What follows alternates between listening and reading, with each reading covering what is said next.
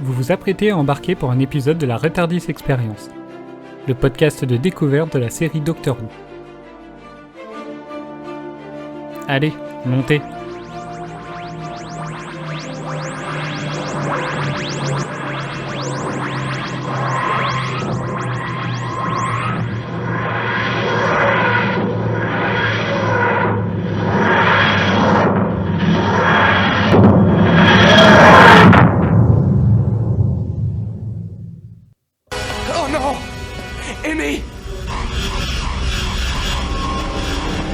Tenir le coup. Amy, ne t'endors pas. Tu dois à tout prix rester éveillé. Docteur.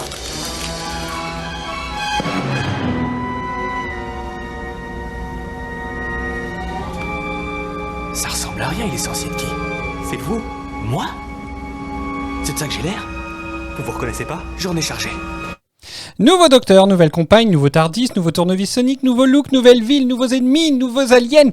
Bref, de nouvelles aventures pour cette nouvelle saison qui commence, saison avec un nouveau showrunner, Steven Moffat, qui annonce la couleur directement avec un épisode qui nous fait l'esquisse d'une série plutôt différente. Nous avons encore plein d'heures de visionnage devant nous. Nom d'un petit bonhomme. Trouvez-vous une copine, Jeff?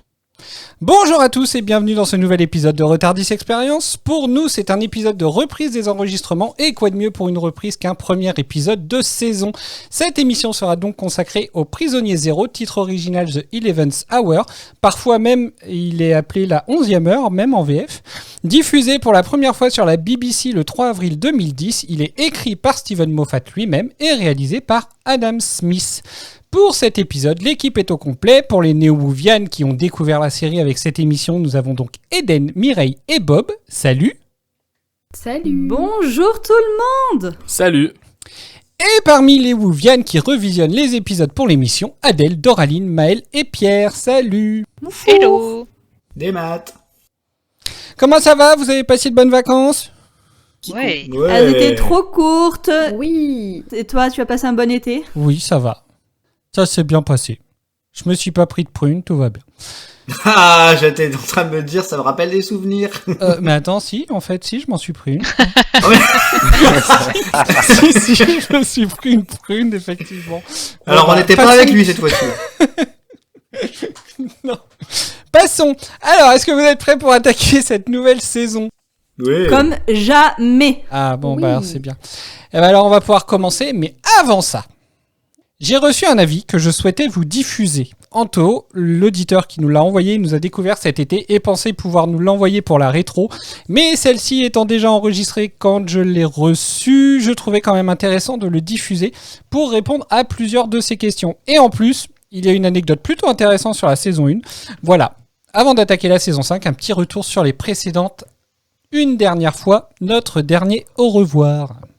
Salut la team Retardis, c'est Anto ou Tony ou Shan Anto To ou Shan Tony To comme vous préférez. Je voulais juste vous dire que voilà, ça fait 3 semaines que je vous connais et depuis 3 semaines je vous écoute tout le temps, le matin en me réveillant, en dormant, au travail, dans la voiture, enfin tout le temps. Ça me fait très bizarre de me dire que j'ai tout écouté, mais en tout cas ça m'a vraiment fait replonger dans cet univers génial qui est le Doctor Who, que je connais depuis très très très longtemps. Je sais pas du tout si cet avis arrivera pour votre rétrospective ou pour le début de la saison 4, donc je compte sur Cédric pour peut-être faire le montage de couper ce qui serait trop long ou pas. Je sais pas si vous avez remarqué, mais il y a un truc déjà dans votre podcast qui me fait rire, je me suis inventé un bingo sur vos podcasts, j'ai remarqué que vous disiez pratiquement tous et toutes, entre guillemets, et finalement plusieurs fois par podcast, alors ça me dérange pas du tout, au contraire ça me fait rire, je me fais mes petits bingos tout seul, je voulais juste vous demander si vous vous en y étiez rendu compte. Et j'ai une petite question envers Cédric, parce que je pense que tu es celui qui se rapproche le plus de mon expérience du Doctor Who. J'ai dû voir en VF au moins 5 fois toutes les saisons, enfin jusqu'à Peter Capaldi du moins, et j'ai revu toutes les saisons une fois en VO, et je me demandais, toi qui adores justement Doctor Who, qui connais déjà les épisodes par cœur, pourquoi ça ne t'intéresse pas de les regarder au moins une fois en VO, parce que comme dit certains des autres membres de Retardis, il y a des petites subtilités parfois qui sont vraiment très sympathiques, et il y en a une surtout par rapport à notre cher David Tennant, au moment où il doit se régénérer. Je trouve que dans sa voix, il y a quelque chose de tellement puissant puissant en fait. J'ai toujours été un peu sur le fil du rasoir à me dire oui la VF forcément on est habitué depuis toujours à voir tout en VF, mais en VO je me dis qu'on a vraiment la version d'origine de l'acteur et parfois quand même, vous l'avez beaucoup souligné, surtout au niveau de Rose, que le doublage était un peu plus enfantin, et de Martha aussi, il me semble, enfantin que la voix d'origine. Voilà, je voulais avoir ton avis là-dessus, étant donné que tu connais les épisodes par cœur, pourquoi il n'y a pas une fois où tu t'es dit que tu les regarderais une fois en VO? Je ne suis pas de ces fans hirsutes à dire que tu n'es pas un vrai fan si tu ne les as pas vus en VO. Très bizarre, mais j'ai l'impression que vous êtes des copains, tellement vous avez fait partie de ma vie durant ces 3 semaines, et je vous remercie encore parce que vous m'avez beaucoup aidé durant la saison, parce que oui, moi pendant l'été, c'est là où je bosse le plus. Sinon, j'ai des petites questions pour vous que je me suis posées en vous écoutant. Sauf erreur de ma part, hein, bien sûr, parce que quelquefois je me suis endormi sur votre podcast. Bon, j'avais mis une limite à 10 minutes, donc normalement j'ai pas dû louper grand chose. Mais je me suis posé des questions. Vous n'aviez pas parlé dans vos anecdotes de Adam Mitchell. J'ai toujours trouvé que ce personnage avait une fin un peu étrange. Et en fait, en me renseignant, j'ai vu qu'il avait eu vraiment des comiques autour de lui où ça devait être un méchant. Certains d'entre vous devaient le savoir. Alors est-ce que vous l'avez pas jugé assez intéressant? Parce que Adam Mitchell devait être un méchant, car dans son histoire, il perd sa maman, car il n'a pas eu la technologie que le docteur a effacée, et donc du coup, pour se venger du docteur, il va capturer tous les compagnons des docteurs à travers le temps, donc des 11 premiers docteurs, dont Matt Smith, donc en tout, il y en a 18, si je me suis pas trompé dans mon comptage. Grâce à la technologie qu'il a dans la tête, il a obtenu des informations top secrètes sur tous les compagnons, et il a attiré, grâce à la technologie d'un Cyberman, un manipulateur de vortex qu'il a volé à un agent du temps. Ce n'est pas Jack, désolé Eden. Mais il s'est rendu compte qu'il avait été manipulé par le maître pour se débarrasser des 11 docteurs en même temps. Et donc il se sacrifie pour les sauver, et il sera écrit sur sa tombe à Adam Mitchell, un vrai compagnon. Voilà, alors désolé si vous l'avez dit, mais il ne me semble pas, mais j'ai trouvé que c'était intéressant, et je suppose que même si ça avait été une volonté de faire cet épisode, faire apparaître les 11 docteurs, plus 18 compagnons, ça aurait été un peu compliqué. Donc voilà, je voulais vos avis là-dessus, parce qu'il n'y a pas beaucoup de gens qui suivent le docteur et qui disparaissent comme ça, en fait. Et enfin, dans l'épisode où vous avez débriefé des anges pleureurs, il me semble que c'est Doraline qui devait nous expliquer à quel moment on pouvait voir les yeux d'une actrice qui joue un ange pleureur. Alors j'ai pas trop compris ce qui s'est passé à ce moment-là, en fait, et parce que dans la rétrospective, il me semble pas que vous en ayez parlé. Sinon, pour parler très rapidement de la fin de cette saison, c'est sûr que je suis d'accord avec vous. Le petit papy, à chaque fois que je le vois, il me fait pleurer. Quand il fait cette espèce de bisou au docteur, quand il comprend qu'il le reverra plus et tout. Oh là là, des larmes pas possibles. Et je sais pas ce que vous en pensez, mais j'ai trouvé qu'ils ont fait en sorte dans l'écriture que le docteur devait mourir parce qu'il commençait à se prendre pour un dieu, et c'est sûrement pour ça, d'après moi, qu'il va se régénérer en un docteur un peu plus infantile, entre guillemets. Bingo. Et c'est vrai que je suis d'accord avec quelques-uns d'entre vous qui disaient que c'est vrai que Tennant à ce moment-là, il est un peu drama queen à dire il fallait que ce soit vous, il fallait que ce soit... Enfin je sais pas, je trouvais que c'était un peu gros. Sa régénération avec la musique, etc. Je suis totalement d'accord avec Maëlle, c'est super puissant, c'est super fort, ça va très bien avec le docteur qui a été Tennant. Mais j'ai trouvé sa façon de mourir avec les radiations un peu... ça n'a rien à voir avec le jeu de Tennant, mais je veux dire, on avait juste l'impression qu'il avait une crampe. Donc voilà, j'ai trouvé ça un peu dommage, alors que le tir qui s'était pris du Dalek quand il était en train de courir vers Ross, par exemple, il y avait un côté où on avait l'impression que tout était au ralenti, ou je sais pas comment vous expliquer ça. Voilà, c'est tout pour moi. Désolé, c'était un peu long, mais c'était important pour moi de vous envoyer ce petit avis. Je sais pas, Cédric, si tu le passeras avec tout le monde, mais c'était important. Je voulais faire entendre ma petite voix. Bisous à tous. Merci beaucoup, Anto. Yeah. Merci, bienvenue dans la team. Grave. Ouais, merci énormément pour ton avis, c'était hyper intéressant. Là, je connaissais pas l'anecdote, je crois pas qu'on en ait parlé concernant Adam, donc c'était hyper intéressant de connaître cette anecdote, théorie. Donc merci pour dans mes souvenirs, on n'était pas allé aussi loin en fait. Je crois qu'on avait juste parlé du fait qu'effectivement, je crois que c'était son père, je crois, nous, dans l'anecdote qu'on avait, qui était effectivement malade et il voulait récupérer la technologie et la science du futur pour pouvoir soigner un de ses parents. Mais effectivement, on n'avait pas toute la suite. Ça aurait été stylé en comme vrai, épisode. ça aurait été top. Alors bon, Ouais, du coup, si j'ai bien compris, c'est que ça a été carrément limite adapté en comics. Mais franchement, ouais, c'est vrai que ça aurait été sympa, et puis ça aurait donné, entre guillemets, une utilité, parce que là, clairement, c'est vrai qu'on a un peu l'impression que le gars, à ce moment-là, il était passé pour repartir. Donc voilà. Merci bien, en tout cas, pour cet avis. Alors, pour te répondre, parce que tu m'as posé une question, pourquoi je ne regarde pas en VO, maintenant que je connais les épisodes par cœur, mais tout simplement par flemme. Voilà, je suis un gros flemmard.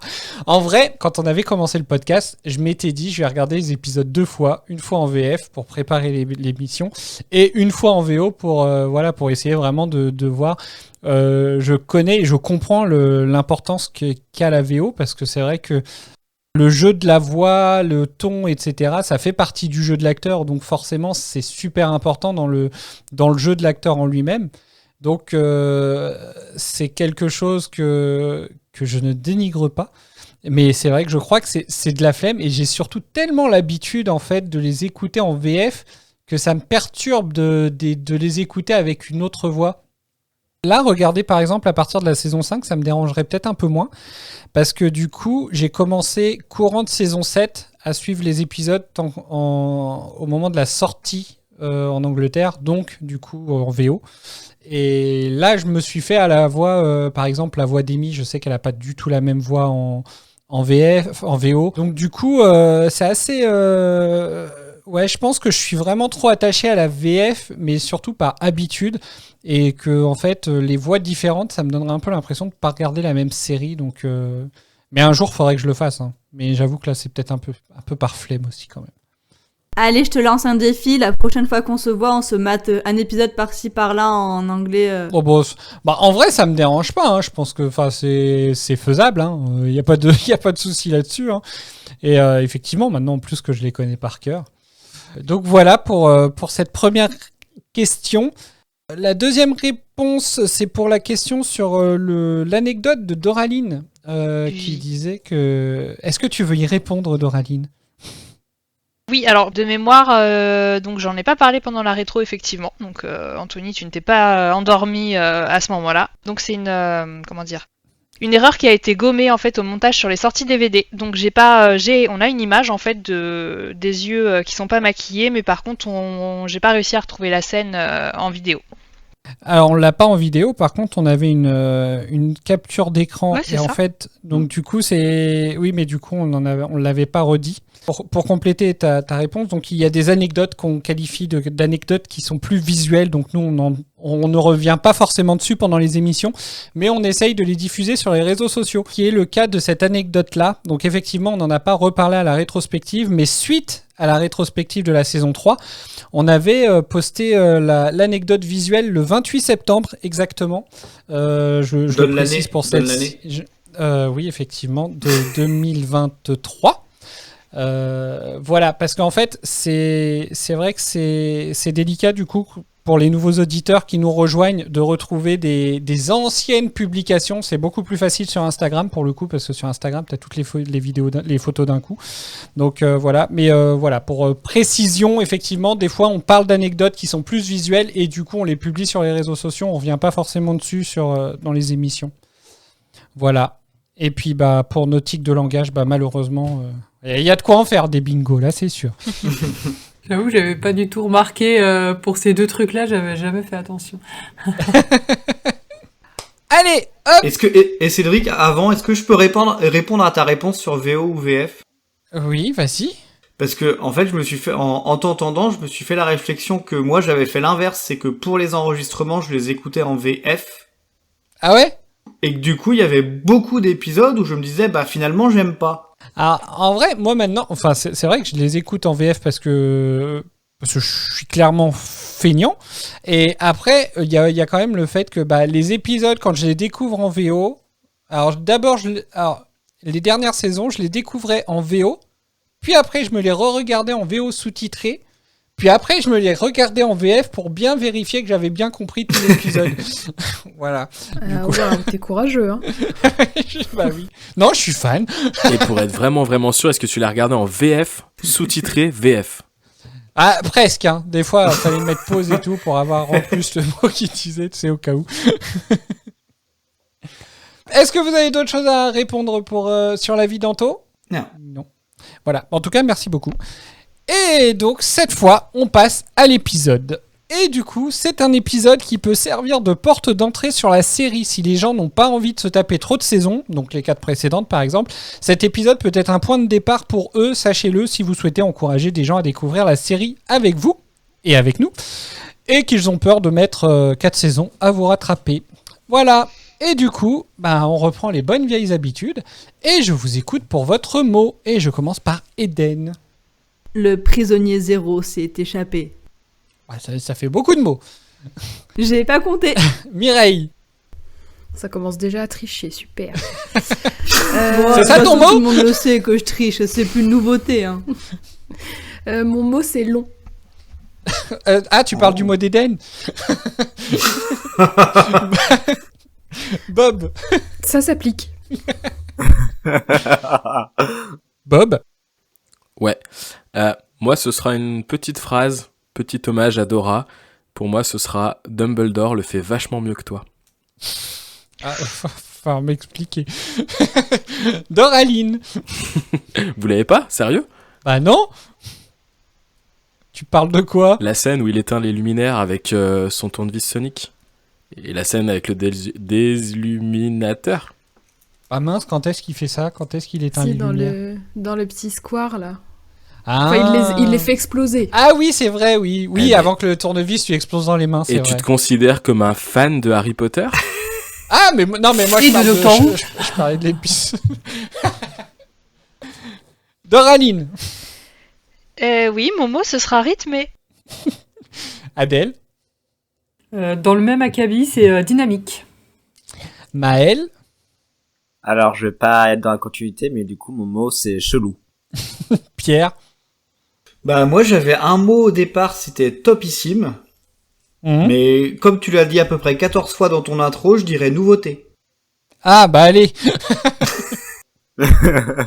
Très bien. On se replonge dans l'épisode avec le résumé. Cher Père Noël, je sais plus vers qui me tourner. Les événements des derniers jours m'ont chamboulé. Mais pour que tu comprennes tout, je dois revenir dans le passé. Quand j'étais petite, il y avait une fissure qui parlait dans ma chambre. Elle répétait « Le prisonnier zéro s'est échappé ». Cette fissure me terrifiait. Je t'avais d'ailleurs prié de me venir en aide parce que tante Sharon n'était jamais là, elle se fichait de moi. Quand je t'ai prié, une cabine de police bleue a atterri dans le jardin et un homme appelé le docteur en est sorti. Il a examiné la fissure et avait l'air sur le point de tout comprendre quand un gong a sonné. D'un coup, il est parti, en me promettant de revenir vite, mais je l'ai attendu, encore et encore. Quand il est revenu 12 ans plus tard, j'ai prétendu être policière pour lui faire peur. Bon, à vrai dire, je l'avais pas tout de suite reconnu. Il m'a fait réaliser que j'ignorais la présence d'une pièce entière dans ma propre maison, où s'était installée une sorte de ver avec des dents qui est ressorti de la pièce métamorphosée en humain. Le prisonnier zéro, c'était lui en fait. Les aliens à sa recherche l'ont détecté et la course contre la montre a commencé. Parce que si le prisonnier zéro n'était pas intercepté, la planète Terre serait désintégrée, rien que ça. Un vaisseau spatial y est apparu. Comment le décrire ? Vous voyez le logo de Secret Story ? C'était ça, mais en beaucoup plus gros. Le docteur nous a expédiés à l'hôpital, Rory et moi, pour faire sortir les patients, parce que le métamorphe utilisait leur corps pour se métamorphoser. Pendant ce temps, le docteur utilisait l'ordinateur de Jeff pour s'inviter à une réunion Zoom et hacker les réseaux du monde entier pour programmer une remise à zéro de toutes les horloges, écrans et réseaux Wi-Fi du monde. Quand on est arrivé à l'hôpital, le prisonnier nous a poursuivis, Rory et moi, avant que le docteur ne se décide à arriver. Grâce à la remise à zéro de tous les réseaux, le prisonnier a été détecté et le vaisseau est venu l'arrêter avant de repartir. Mais le docteur a rappelé le vaisseau pour négocier avec et s'assurer que les extraterrestres ne reviendraient jamais. En gros, il les a fait fuir. Et il a fui à son tour, m'abandonnant à nouveau. Ce qui nous amène à aujourd'hui, 2 ans plus tard. Je dormais chez moi quand j'ai entendu le bruit de sa cabine bleue. C'était lui qui revenait me chercher, au pire moment. Je suis censée me marier demain, cher Père Noël, et pourtant j'ai décidé de le suivre pour voyager dans le temps et l'espace. Qu'est-ce qui tourne pas rond chez moi ? Alors là, je sais pas, mais pour le découvrir, on va vraiment devoir passer à 2 séances par semaine. Merci pour ce résumé, Mireille. Est-ce que vous avez des choses à rajouter sur ce résumé ? Merci à Doraline pour son aide. Ouais, bravo. Merci pour cette petite berceuse. Bonne nuit. C'est très bien ton résumé.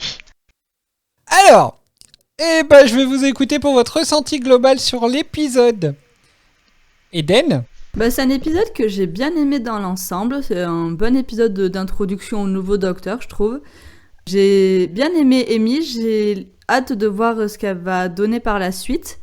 Le prisonnier zéro, il était fascinant entre guillemets, bingo. Parce que j'ai trouvé à la fois terrifiant sous son aspect de verre, mais j'ai beaucoup aimé son pouvoir de se métamorphoser. J'adore ce concept, toujours. Et donc voilà, et voir Matt Smith, ça m'a fait très bizarre. David Tennant me manque déjà, mais surtout que je venais de le voir Matt Smith en Daemon Targaryen, donc c'était très bizarre de passer de l'un à l'autre. Ah bah oui, Donc, c'est sûr. Bah moi du coup limite c'est le contraire, c'est presque en Daemon, c'est comme ça qu'il s'appelle ? Daemon, oui. Ouais, en Daemon Targaryen. C'est limite dans ce rôle-là que je le trouve presque pas crédible parce que je suis trop habitué à le voir en docteur. Ouais, mais du coup, c'est intéressant de le voir dans un autre palette de jeux. Ah bah parce oui, que c'est sûr. vrai que ils ont tellement rien à voir, ces deux personnages, que... Mireille, alors toi, il faut rappeler que ce n'est pas la première fois que tu voyais cet épisode. Voilà. C'est pas la première fois et c'est peut-être le moment de faire une petite note de contexte aussi, puisque j'ai été doublement spoilée sur l'ère Moffat globalement, et du coup là j'ai regardé une bonne partie de la saison 5, donc je ne suis plus vraiment une néo pour la saison 5, parce que je me suis spoilée un événement. Sacrilège. Ouais. Effectivement. Je me suis spoilé du coup un événement de la fin de la saison 5 en préparant un potentiel vortex qui sortira peut-être un jour. Et en jouant à mes mots fléchés sur mon téléphone, quelle ne fut pas ma surprise de m'être fait spoiler un des plus grands twists de cette série. J'ai trop le seum, vraiment je suis dégoûtée. Et du coup, je suis tellement dégoûtée que je me dis que j'ai la flemme d'attendre. Enfin, la flemme, c'est pas contre vous, hein. Mais du coup, j'ai. Ouais, non, mais on a compris, c'est bon. Mais du coup, j'avance. On est trop long, parce que je un sais ce qui épisode va toutes se les passer, 2 donc. semaines, ça va, quoi. Ça a plus trop d'intérêt d'attendre, du coup, j'avance. Donc là, je suis presque à la fin de la saison 5. Bref, ceci étant dit. Pour l'épisode, dans sa globalité, je le trouve quand même assez bien. C'est pas, il est pas nul, mais en fait, je trouve que le suspense il est prenant jusqu'à ce que la pièce soit découverte. Et à partir de là, et surtout à partir du début du compte à rebours, je le trouve long en fait. Du coup, il est bien, mais il est un peu lent, je trouve. Très bien, Bob. Globalement, je partage assez l'avis de Mireille jusqu'à la scène du début du compte à rebours. Je l'ai vraiment trouvé super intéressante, l'intrigue. Ça s'est un peu calmé après cette scène-là. Et plus globalement, l'épisode, j'ai quand même plutôt bien aimé. J'ai trouvé que les effets spéciaux étaient vachement plus réussis que la saison passée. J'y reviendrai. Et l'intrigue, je l'ai trouvée intéressante, la musique, je l'ai trouvée super intéressante. La seule zone d'ombre au tableau, en dehors de la seconde partie de l'épisode, c'est le docteur. J'y reviendrai dans l'épisode, mais pour l'instant, c'est compliqué. D'accord. Je vais lâcher le truc tout de suite. Matt Smith, jeune, je m'attendais pas à ça. On en reparle plus tout à l'heure. Doraline ? Oui, alors globalement, je confirme. Matt Smith, ça fait un peu mal quand on passe de Tennant à lui. D'autant plus que pour compléter ce qu'a dit Eden, moi je suis pas passée de.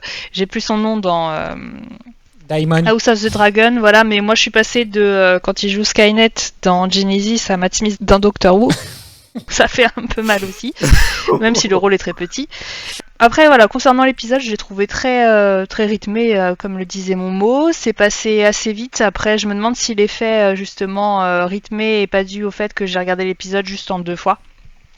Contrairement à une fois en une seule fois d'un bout à l'autre. Je suis pas fan de la compagne, mais ça, c'était dit depuis très longtemps. On va dire que le docteur est le seul personnage qui me dérange pas trop dans cet épisode, hormis le méchant, le prisonnier zéro, que j'ai trouvé assez stylé aussi. Par contre, j'ai un peu plus de mal sur le gros œil, quoi, que je trouve pas très crédible. D'accord. Voilà. Adèle. Moi, je trouve que c'est une belle entrée en matière du nouveau docteur et de la nouvelle compagne. Et ce que j'ai trouvé intéressant, c'est que je trouve que c'est un peu différent de ce qu'on a pu voir comme début de nouvelle compagne ou même de nouveau docteur, parce que d'habitude, on voit d'abord un peu la vie de celle qui va devenir la compagne, et après, on voit le docteur, alors que là, finalement, ils ont mis les deux en même temps et on découvre un peu les deux en même temps. Donc ça, j'ai trouvé ça cool parce que ça dénotait un peu de ce qu'on a eu l'habitude de voir. Et puis sinon, ouais, je rejoins assez l'avis de Doraline. Moi, j'ai pas trouvé ça trop long, ou lent. J'ai passé vraiment un bon moment devant l'épisode. Je trouve qu'il y a plein de trucs intéressants. Effectivement, le prisonnier zéro est assez stylé. Je trouve qu'il y a... Et ouais, je trouve qu'au niveau des effets spéciaux, comme l'a dit Bob, je trouve qu'il y a une petite différence pareil par rapport à avant. Là, je les ai trouvés assez stylés. Il y a un glow-up. C'est ça. J'adore. Mais non, mais c'est vrai que, moi, je trouve que il y a un changement de série, de réalisation, de qualité d'image, etc., de colorimétrie, tout et même est... sans s'y connaître, je trouve qu'on le ressent, qu'il y a une différence, parce que moi, j'y connais rien en cinéma, en série télé et tout, et malgré ça, on sent qu'il y a vraiment je sais plus, un avant et un après. Je crois que c'est Mireille qui aime bien dire ça. Non, c'est Maël. Ah non, c'est Maël. Bah, c'est Maël qui aime bien dire ça. Bah tiens, ça fait... Du coup, ça fait la transition. Maël. GG. Est-ce qu'il y aura un avant et un après? Dis-nous ton avis global. Je sais pas s'il y a un avant ou un après, mais en tout cas, c'est un épisode de qualité passable. Pas dans le sens c'est très mauvais, mais dans le sens que ça ne m'a pas... J'ai pas non plus été transcendé, j'ai pas été en transe totale en ayant vu Matt Smith et ses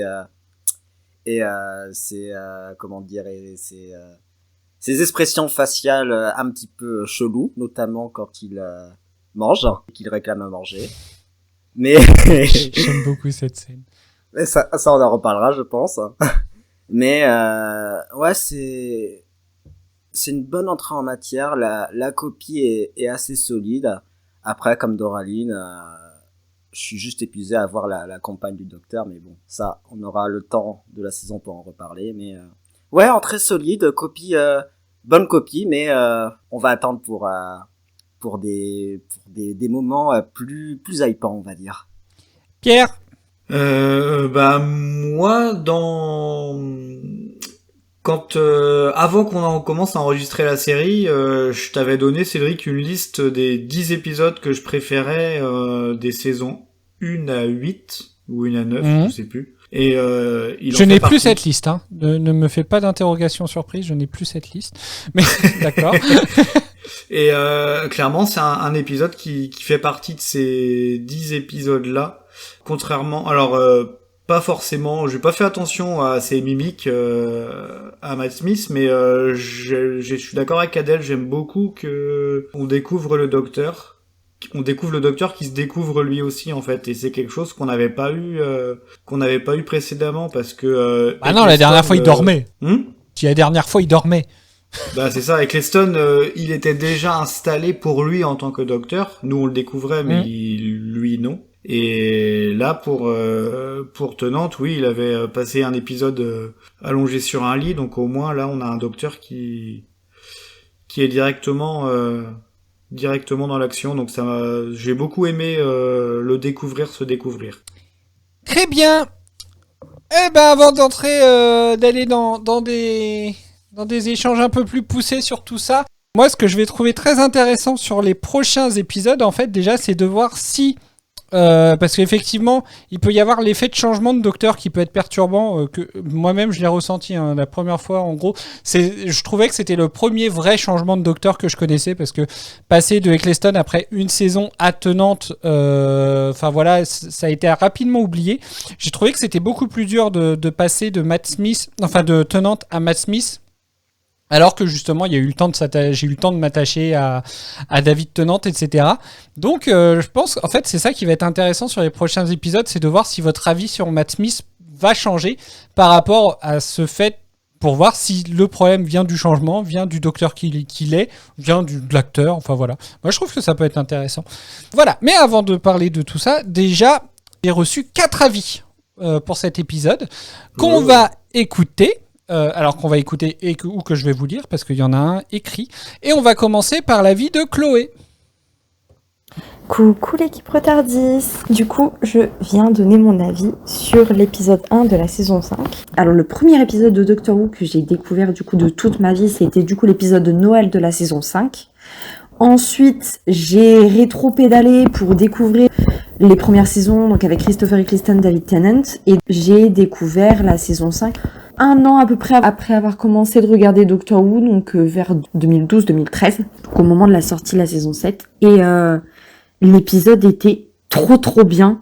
Et c'est à partir de cet épisode que j'ai commencé à tomber amoureuse de Matt Smith. Vraiment, j'ai toujours adoré David Tennant dans le rôle. Vraiment, il avait quelque chose de très unique. Tous les acteurs et actrices qui jouent le Docteur ont quelque chose de très unique. Mais moi, j'aime bien les personnages très goofy. Genre, David Tennant, plus il avançait dans son incarnation, plus il était dark. Donc, l'arrivée de Matt Smith et notamment comment son personnage est introduit dans cet épisode, sa nouvelle personnalité, ça a donné un tel vent de fraîcheur qui faisait du bien. Et puis même le personnage du coup d'Amy, c'est pareil, bon, elle est plus jeune, etc.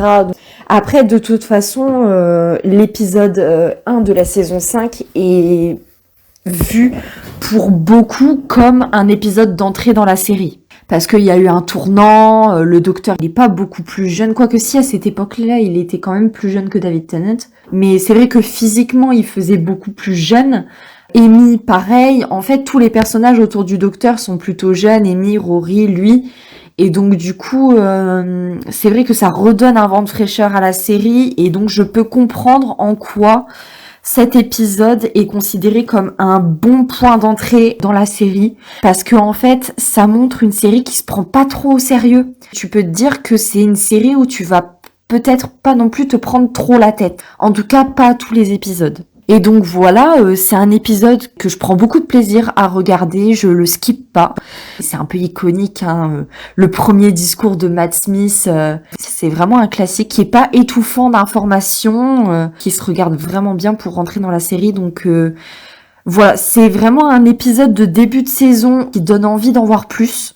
Moi, du coup, qui connaissais les anciens Docteurs, ça me donnait tellement envie de voir ce que Matt Smith allait apporter au Docteur, allait apporter à la série. Voilà, que du positif sur cet épisode, vraiment.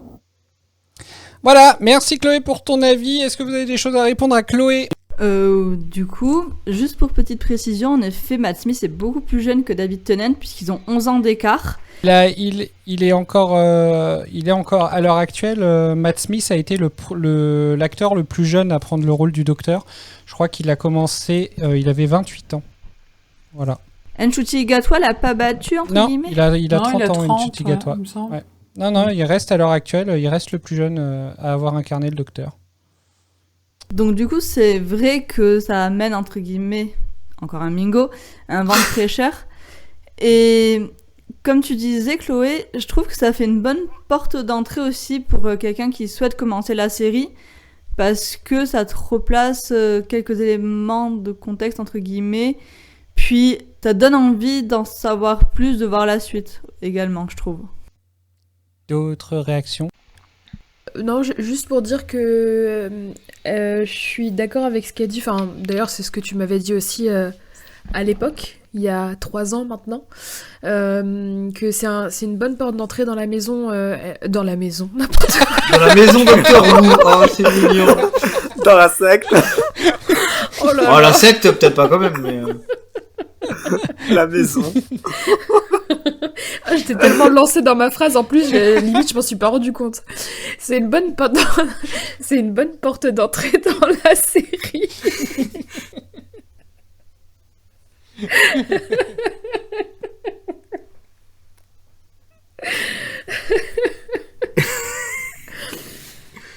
Ah, ça commence fort. Non, en même temps, tu dis porte d'entrée, donc... Ouais, c'est ça, en fait, ma phrase, elle est juste logique, hein. Pardon, bon bref.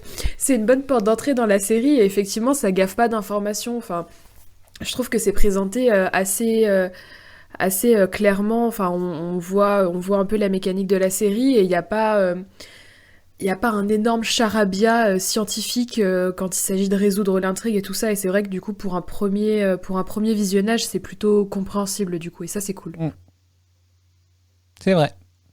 Eh ben, on passe à l'avis de Morane. Donc, c'est un avis qui nous a été envoyé par mail. Donc, c'est un avis écrit. Donc, je vais vous le lire. Coucou à toute l'équipe. Première fois que je vous écris. Donc, j'en profite pour vous dire que j'adore votre podcast et très heureuse de votre retour. J'avais hâte que vous entamiez le visionnage de la saison 5. Petit instant racontage de life. Mais j'ai découvert Doctor Who avec cet épisode-ci. Bah voilà, on en parlait. En pleine révision pour le bac, ça remonte à 13 ans déjà, je tombe sur France 4 qui diffuse la série les mercredis après-midi. Je n'avais jamais entendu parler de la série, mais j'ai eu comme un coup de cœur immédiat, ou peut-être que j'avais juste pas envie de réviser.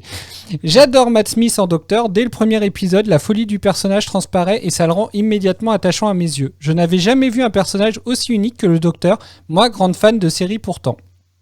L'histoire d'Amy qui attend son ami imaginaire dans sa boîte bleue autant d'années me touche.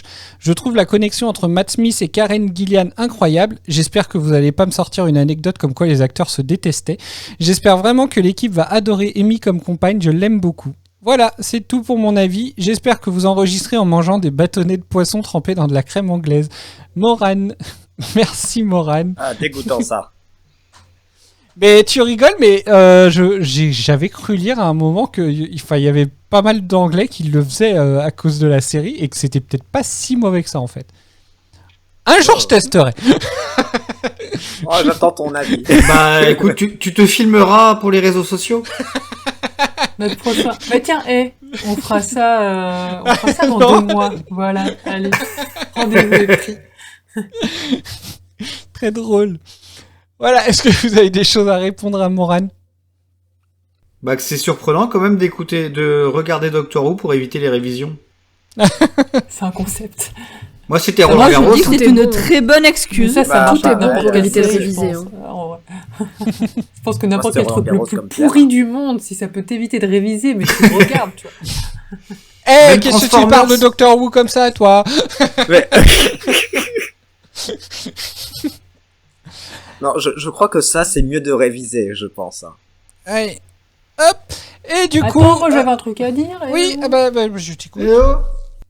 Non, je veux dire que j'avais noté aussi que l'histoire du coup de la petite Amélia me touche beaucoup, le fait qu'on se rende compte qu'elle a attendu pendant 12 ans et que bah elle a eu des séances de psy, que personne la croyait. Enfin, oui, mais dans sa tête, ça doit être terrible de savoir que t'as raison et que personne te croit. Je trouve ça hyper touchant et bien amené en plus, parce que c'est pas larmoyant non plus, mais juste en fait tu te dis waouh, mais en fait c'est horrible ce qu'elle a vécu, cette pauvre fille, quoi. Mais c'est marrant, je sais pas si c'est mon état d'esprit actuel ou quoi, enfin c'est le mood, enfin de toute façon un visionnage, que tu regardes un film, une série, enfin une émission, enfin voilà, t'es toujours conditionné par rapport à ton état d'esprit du moment, etc. Donc tu le vois pas forcément de la même manière à chaque fois.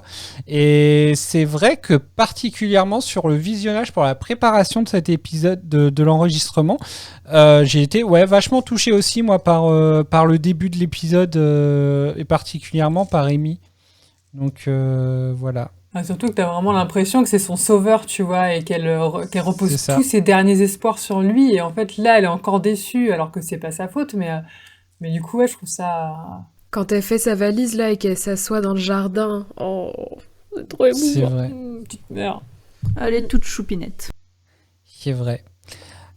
Alors, un autre avis, et du coup, c'est un nouvel avis d'Anto qui nous a envoyé un avis en plus pour l'épisode spécifiquement. On l'écoute.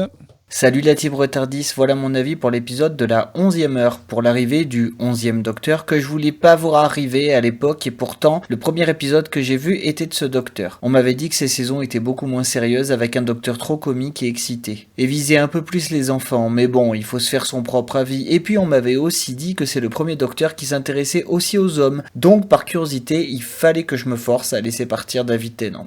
Pour l'épisode, j'ai trouvé en effet que c'était facile de rendre le docteur comique en le voyant gâcher toutes les vivres d'Amy. Amy d'ailleurs que je trouve qu'on sexualise beaucoup trop. Je suis pas fan de cette approche et clairement le plan montant sur ses jambes, on va pas me faire croire que c'est innocent. J'aime beaucoup le pouvoir du prisonnier zéro, même s'il se dénonce facilement en copiant que les duos et les trios. Mais bon, c'est ce qui le rend autant cinématographique. Par contre, il paraît pas trop pressé, en général il se plante devant les protagonistes et ouvre la bouche. On croise Tom Hopper, très connu pour Umbrella Academy et Game of Thrones. Le tournevis est détruit pour justifier un nouveau produit dérivé. Il y a une petite dénonciation de l'utilisation abusive des téléphones. J'ai adoré toute la mise en scène qui tournait autour de cette porte qu'on ne voit que du coin de l'œil. Bon, le fait que le méchant soit accroché au plafond en permanence, bof, ils auraient pu le faire au sol dans les scènes finales, c'est juste un serpent quoi. Par contre, les prisons, les polices qui se déplacent pour un serpent métamorphe et une mamie vampire, mais pour des événements beaucoup plus énormes, on n'entend jamais parler d'eux, tout va bien. Bon, j'avoue que la scène d'apparition de tous les précédentes formes du Docteur m'a vraiment touché, sublimé par la musique, qui d'ailleurs tout au long de l'épisode m'a vraiment touché. Et voilà pour mon avis. Ah oui, j'ai trouvé aussi que le teaser de la saison en montrait vraiment trop. Gros bisous à tous. Merci Anto. Est-ce que vous avez des choses à répondre à ça? Ouais, j'avoue que moi aussi, la première fois quand il y a eu le changement de Docteur, j'étais dans le refus, sauf que moi j'étais un dans peu le déni. de rebelle et que je refusais de continuer la série. Bon, ça a duré 2-3 épisodes. Hein. Mireille, je te vois. Lève la main. Non, mais alors ça me fait rire ce qu'il dit par rapport à la scène où tu vois les têtes de tous les docteurs défiler. Alors j'ai trouvé cette scène très puissante jusqu'à ce qu'on voit les gueules complètement déformées d'Eccleston et de Tennant dans le globe. Carrément, elles sont c'est abusé. complètement déformées, ça a tout ruiné. Surtout Eccleston, c'est abusé comment il est déformé. J'ai trouvé ça mais très drôle, mais du coup ça a ruiné l'effet puissant de la scène, quoi. C'était excellent. Je sais plus ce que je voulais dire. Moi c'est pareil, j'ai froncé les sourcils à un moment donné et je sais plus pourquoi. C'était le docteur qui s'intéresserait aussi aux hommes. Oui, j'ai pas compris. Ah oui, j'ai pas compris. J'ai jamais entendu parler de ces rumeurs. De quoi? Bah, c'était déjà le cas. Qui s'intéresse aux hommes, mais dans le sens qu'il soit hétéro, bisexuel. Enfin voilà, bisexuel, ouais. Oui. Je cherchais le mot. Bah, enfin, c'était pas. On le voit déjà avant ça. Bah, parce avec. Il embrasse Jack. Avec Eccleston, ils ont cultivé un petit peu l'ambiguïté par rapport à Jack. Avec Tennant, enfin voilà quoi, il y en avait que pour Rose, donc j'ai pas trouvé. Du coup, je sais pas. Ça se fricote pas un peu avec Jack? Je sais même plus. Bah ouais. Non, c'est avec Eccleston. Non, à un moment. Alors Jack, il l'embrasse sur la bouche vite fait, comme ça, sans même demander entre guillemets. Mais après, mais Jack, c'est sa manière de dire bonjour. Après, et puis forcément, Jack le draguait aussi, mais. Tout le monde, je sais pas. Je sais pas. Non, bah à voir. J'ai peut-être plus ça en tête. Mais j'avais pas l'impression que j'ai pas l'impression que ce soit une nouveauté, mais après peut-être parce que c'est parce que je connais et que je sais plus quand est-ce que ça apparaît, peut-être c'est pour ça. Eh ben on finit avec l'avis, parce que je sais que vous l'attendez cet avis, vous vous êtes dit est-ce qu'on va commencer la saison 5 avec un avis de Pandora ou pas? Et oui. Et non. Bonjour la team Retardis, je suis rassuré. J'espère que vous allez bien, que vous avez passé un bel été. Allez, c'est parti pour la saison 5 de Doctor Who avec Matt Smith en 11e Docteur. Concernant l'épisode, j'ai eu un premier bug avec le titre en version française. Il s'appelle en 11e heure et je n'ai absolument pas compris pourquoi. En revanche, en VO, le prisonnier zéro, là j'ai bien fait le lien, pas de souci. Donc si vous pouvez m'expliquer ce titre en VF, merci d'avance. J'ai beaucoup aimé cet épisode qui m'a particulièrement angoissé et fait rire. Deux émotions contraires, mais rien d'étonnant avec Doctor Who. On commence par un magnifique crash du Tardis et la rencontre avec la petite Amelia Pong, 7 ans, et sa fissure dans le mur. J'aime beaucoup ce nouveau docteur qui je trouve plein d'humour. Des scènes plutôt cocasses entre l'enquête, la rencontre avec Amelia, ses déplacements foireux dans le temps, il part 5 minutes et revient 12 ans après, un petit tour sur la Lune qui dure 2 ans. Et ces tests gastronomiques qui finissent sur des poissons panés trempés dans la crème anglaise. Burke. En revanche, la tête qu'il fait quand le monstre prend son apparence et qu'il se rend compte qu'il est débraillé, j'ai adoré. On va zapper le fait qu'il se fait un look en volant des vêtements dans un hôpital. Amy adulte est un personnage plutôt attachant, avec un grand regard et un métier plutôt bizarre. À tout moment, je m'attendais à ce qu'elle se lance dans une danse combat contre le ver géant, mais non. En revanche, l'idée qu'elle ait grandi à côté de cette pièce qu'elle n'a jamais remarquée, à côté de ce monstre de l'espace, ça me met une angoisse, le monstre sous le lit qui prend forme dans la réalité de Doctor Who. En plus, sa vie n'a pas dû être facile tous les jours. Personne ne l'a cru quand elle a parlé du docteur. Ça me fait de la peine pour elle. Les gens ont dû la prendre pour une folle. Un homme débraillé qui s'écrase dans une boîte géante bleue dans son jardin, direction chez les psys. Par contre, la poupée du docteur, ça m'a fait flipper. On aurait dit une poupée vaudou. Gros bémol quand même sur ce personnage. Dans le genre, j'accorde une confiance aveugle au docteur en acceptant de partir avec lui et en réclamant qu'il la ramène le lendemain, à croire qu'elle n'a rien suivi à l'histoire et au déplacement chaotique dans le temps du docteur. Ou alors, c'était de l'ironie, mais dans ce cas, j'ai pas capté l'ironie du tout. Les paris sont pris, je suis sûre qu'elle ne reviendra jamais à temps pour son mariage. Concernant Rory, qui je suppose est le futur marié, j'ai pas trop d'avis encore. On ne l'a pas beaucoup vu, mais il a l'air gentil, introverti et plutôt sympathique. En tout cas, j'ai adoré ce premier épisode et j'ai hâte de voir la suite. Bon, voilà, c'est tout pour moi. À plus la team Retardis et bonne rentrée à vous. Merci Pandora. Est-ce que vous avez des choses à répondre à Pandora pour ce premier avis sur la saison 5 ? Merci. Du coup, oui, j'allais dire non, j'ai rien à dire, mais si, parce qu'elle a posé une question dont nous avons trouvé la réponse avec les Wouvianes sur le titre de l'épisode. Parce que elle, de son côté, elle a bien eu la 11e heure, du coup. Ouais, alors en français, ça a moins de sens, parce qu'en fait, en anglais, the 11th hour, c'est une expression qui indique en fait le dernier moment où l'on peut encore agir et s'occuper de quelque chose dans une situation impliquant en général le danger et l'urgence. Donc là, en gros, c'est les 20 dernières minutes avant l'explosion de la Terre, quoi. Et effectivement, c'est une expression qui est vraiment pas beaucoup utilisée en fait en français. Donc je pense que c'est pour ça qu'ils ont traduit ça par le prisonnier zéro pour que ça ait. Mais moi, j'ai toujours connu, dès la première fois que j'ai vu cet épisode, j'ai toujours connu le prisonnier zéro comme nom. Je crois que ça doit être dans les DVD qu'ils appellent ça la 11e heure ou sur les streams. Donc, c'est Prime qui l'appelle la 11e heure. Okay. Qui traduit tout. Oui, bah ça doit être ça. Très bien. Et ben en tout cas, merci à vous pour vos avis. C'est super sympa de recevoir des avis d'auditeurs comme ça pour ajouter un petit peu d'échange. Voilà, on échange tellement peu. Alors, du coup, on va essayer de... Alors, je pense qu'il y a tellement de choses à dire, mais quand je vois qu'on est déjà à quasiment 1 heure d'émission, je pense qu'on ne va pas aborder tous les sujets de tout ce qui va durer, entre guillemets, sur la saison. Donc, on va essayer vraiment de s'attarder plus sur le côté vraiment de l'épisode, donc de ce qui sera, entre guillemets, un peu éphémère. Donc voilà, sur l'histoire, sur des personnages secondaires, etc.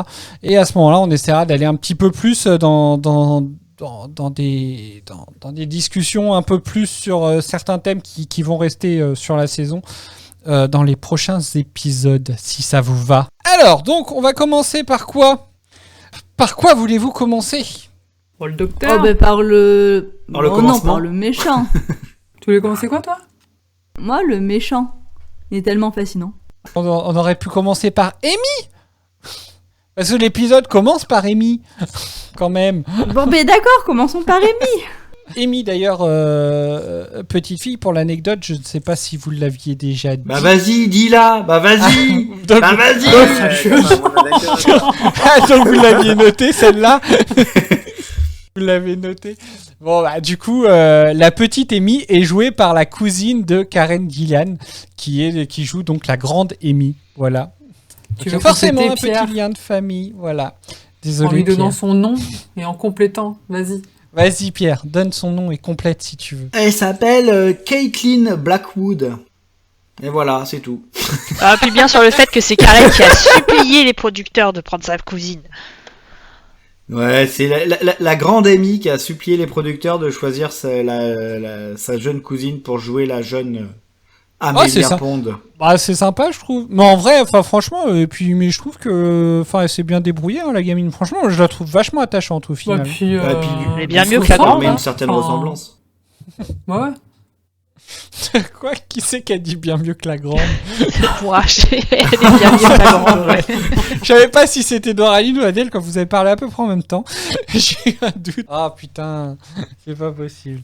Ah là là. Oui, enfin voilà, donc c'est une histoire assez attachante, j'ai trouvé Amy. Donc du coup, est-ce que vous avez des choses à dire sur Amy ? Elle est son histoire est touchante, mais moi, ce qui me touche le plus, c'est qu'elle s'emmerde à cuisiner et que l'autre, il lui crache tout par terre. Oui. Pas cool. C'est vraiment pas cool. C'est un C'est pas goujat. cool. Mais On a déjà dit pas du docteur cool. que c'était un goujat, je crois. Ah oui, Non, c'est mais quand il parle du mariage, je sais plus, avec la bague, là, avec Donna, je crois. On avait déjà dit que c'était un goujat. c'est vrai. En tout Ah ouais. cas, bonjour le gaspillage. Ah, mais ça, moi, en vrai, premier degré, elle me fait de la peine cette scène parce que, genre, elle fait à manger, elle est toute contente, elle lui montre, il mange, elle fait un sourire et, genre, il recrache et t'as son sourire qui disparaît et je trouve ça trop triste. Je me dis, Et pauvre le petite mec, fille. et le mec, en plus, il va lui dire t'essayes de m'empoisonner. Mais en vrai, mais quand j'ai regardé cette scène-là, d'ailleurs, est-ce que je l'ai? Je crois que je l'ai, cette scène-là. Oui, je l'ai. On va la Oui. passer. Mais il y a un moment où je me suis dit, à partir de quand la gamine se décide à se dire putain, merde, j'ai fait rentrer un psychopathe dans ma maison, quoi. Je vais jamais en sortir vivante. Alors, bon, bah, du coup, je vais vous passer l'extrait. C'est dégoûtant. Qu'est-ce que c'est que ça? C'est une pomme. Les pommes, c'est nul. Je déteste ça. Vous avez dit que vous les adoriez. Non, j'adore le yaourt. C'est ce que je préfère. J'en veux un.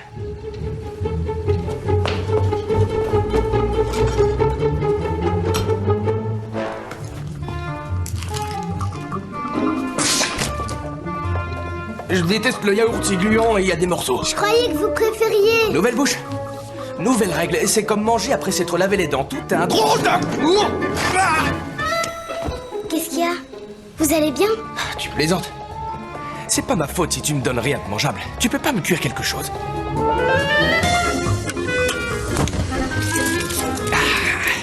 Du bacon.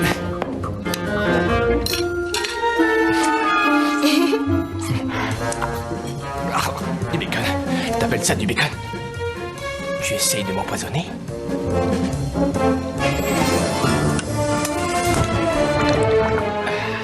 Voilà. Des bons vieux haricots. Les haricots blancs, c'est mal. C'est le mal personnifié.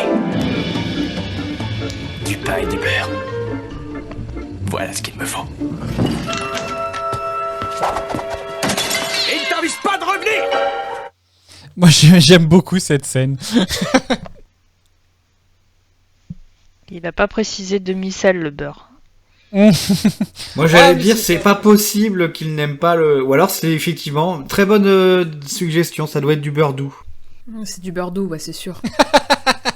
Voilà, nous avons la solution. En vrai, moi, franchement, sur cette scène-là, il y a bien un moment où la gamine, elle a dû se dire putain, mais j'ai fait rentrer un psychopathe, je vais pas m'en sortir vivante, quoi. Clairement. Oh, je suis même pas sûre.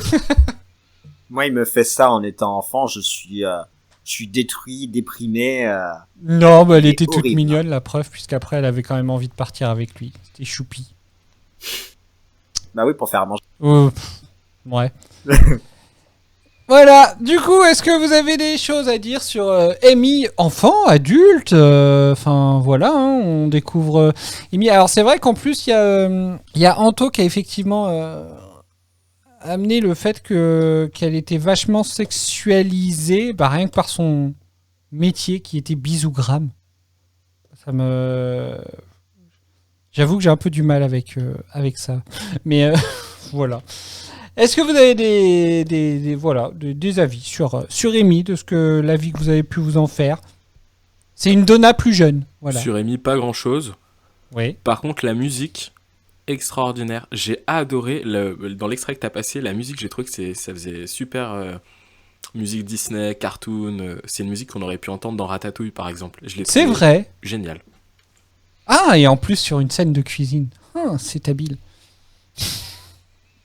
Mais moi, je l'aime bien, Amy, en tout cas sur cet épisode, je l'aime bien, je trouve que son histoire est touchante. On a pu l'évoquer un peu plus tôt, le fait qu'elle l'attende le docteur tout ce temps, pendant 12 ans, que personne ne la croit, etc. Je la trouve vraiment très touchante. Je trouve qu'elle a un petit caractère aussi. Donc non, elle a l'air...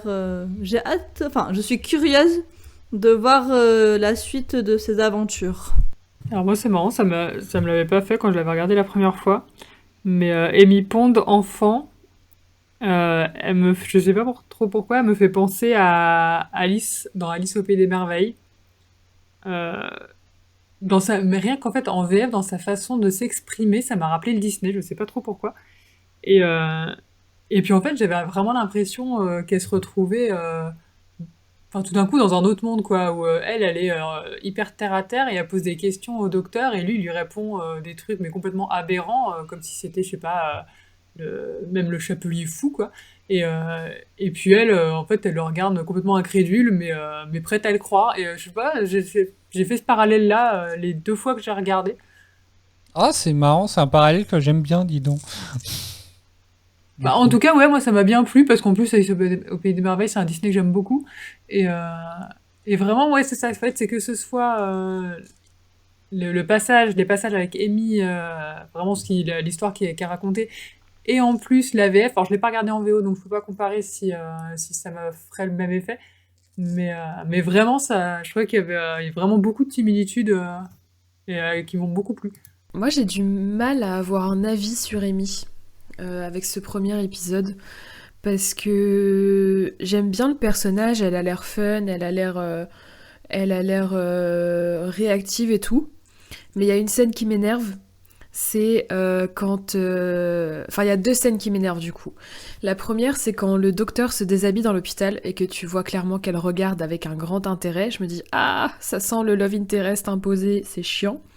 Et du coup, à la fin, quand il y a la scène où on voit sa robe de mariée, là je me dis, ah purée, ok, ça sent le triangle amoureux, ça va être super chiant. Donc du coup, de première vue, je l'aime bien, mais je me méfie du potentiel love interest qui va arriver. J'avoue, quand elle le relit, moi ça me fait beaucoup marrer. Parce que en plus, t'as son mec qui est là, genre, mais retourne-toi, et t'es là, genre, c'est mort. Et en plus, à côté de son mec, hein, c'est ça le pire. C'est un peu marrant en soi, mais on a vu par le passé avec 2 compagnes des love interest un peu forcés, et du coup, maintenant, je suis un peu. Oui, en fait, la scène est marrante, mais ça prévoit pas forcément c'est pas forcément de bons présages pour la suite. Ouais, c'est ça. En entendant ce que dit quand Maëlle dit avec son copain, mais en fait elle, quand elle le présente au docteur, elle fait bien attention à comment elle le présente justement. Donc c'est plus, en y réfléchissant, c'est plus ça qui va me déranger. Ah oui, Rory, un ami.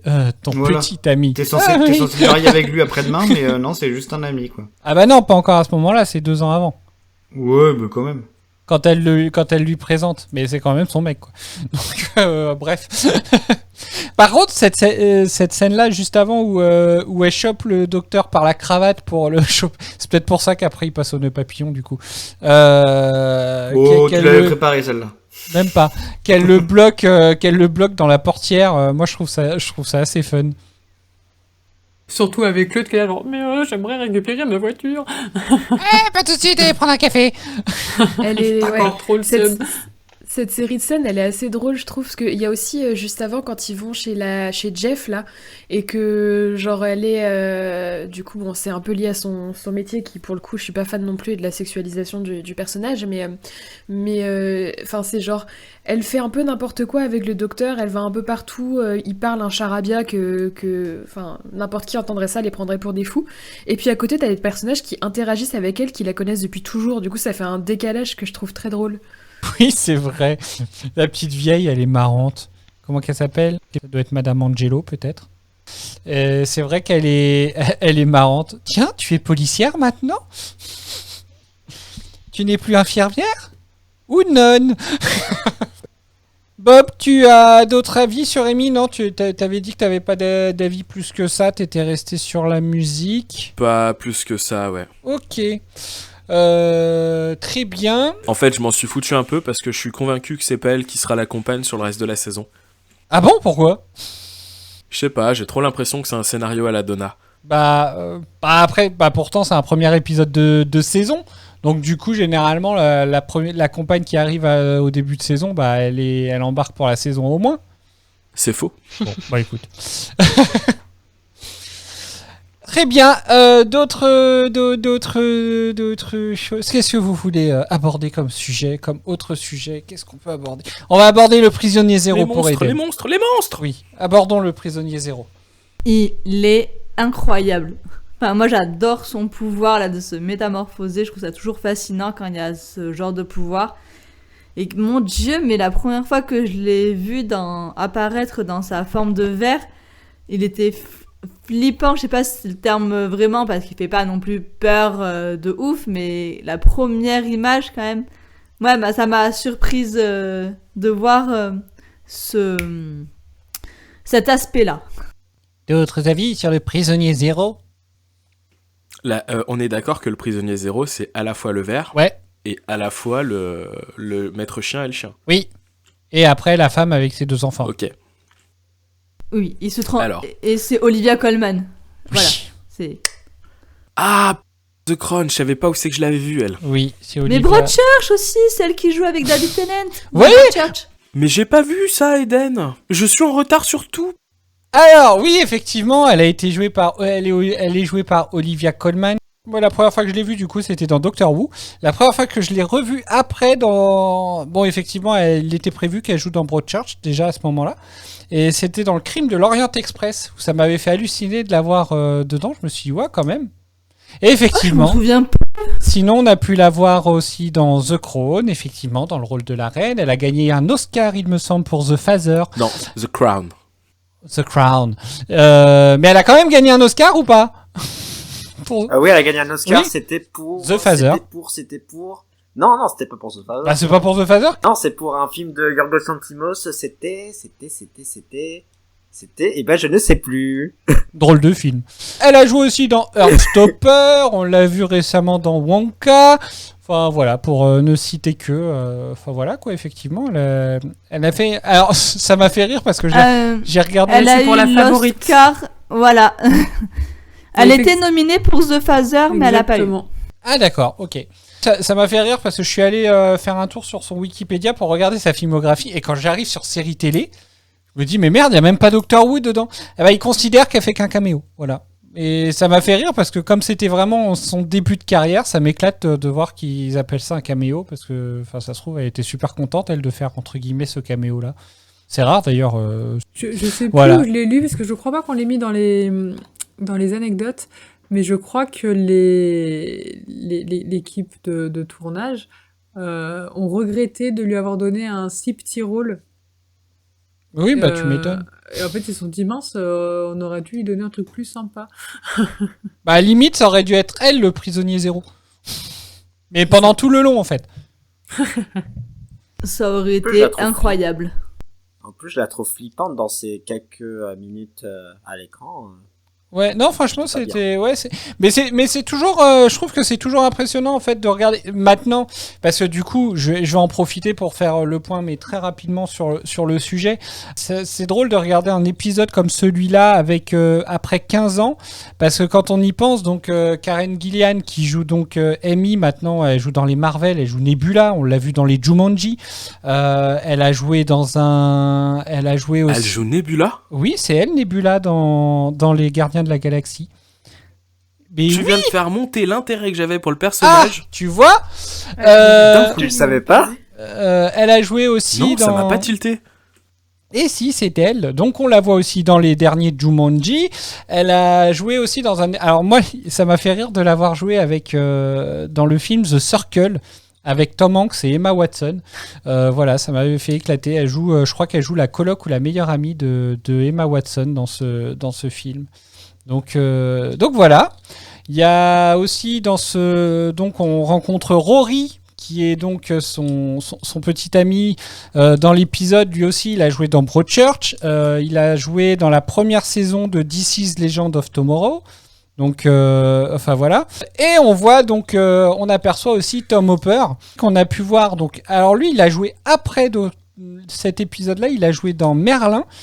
C'est marrant parce que moi j'ai vu le Merlin avant de voir cet épisode-là. Du coup, je pensais qu'il avait joué dans Merlin avant, mais non, il a joué le rôle de Perceval.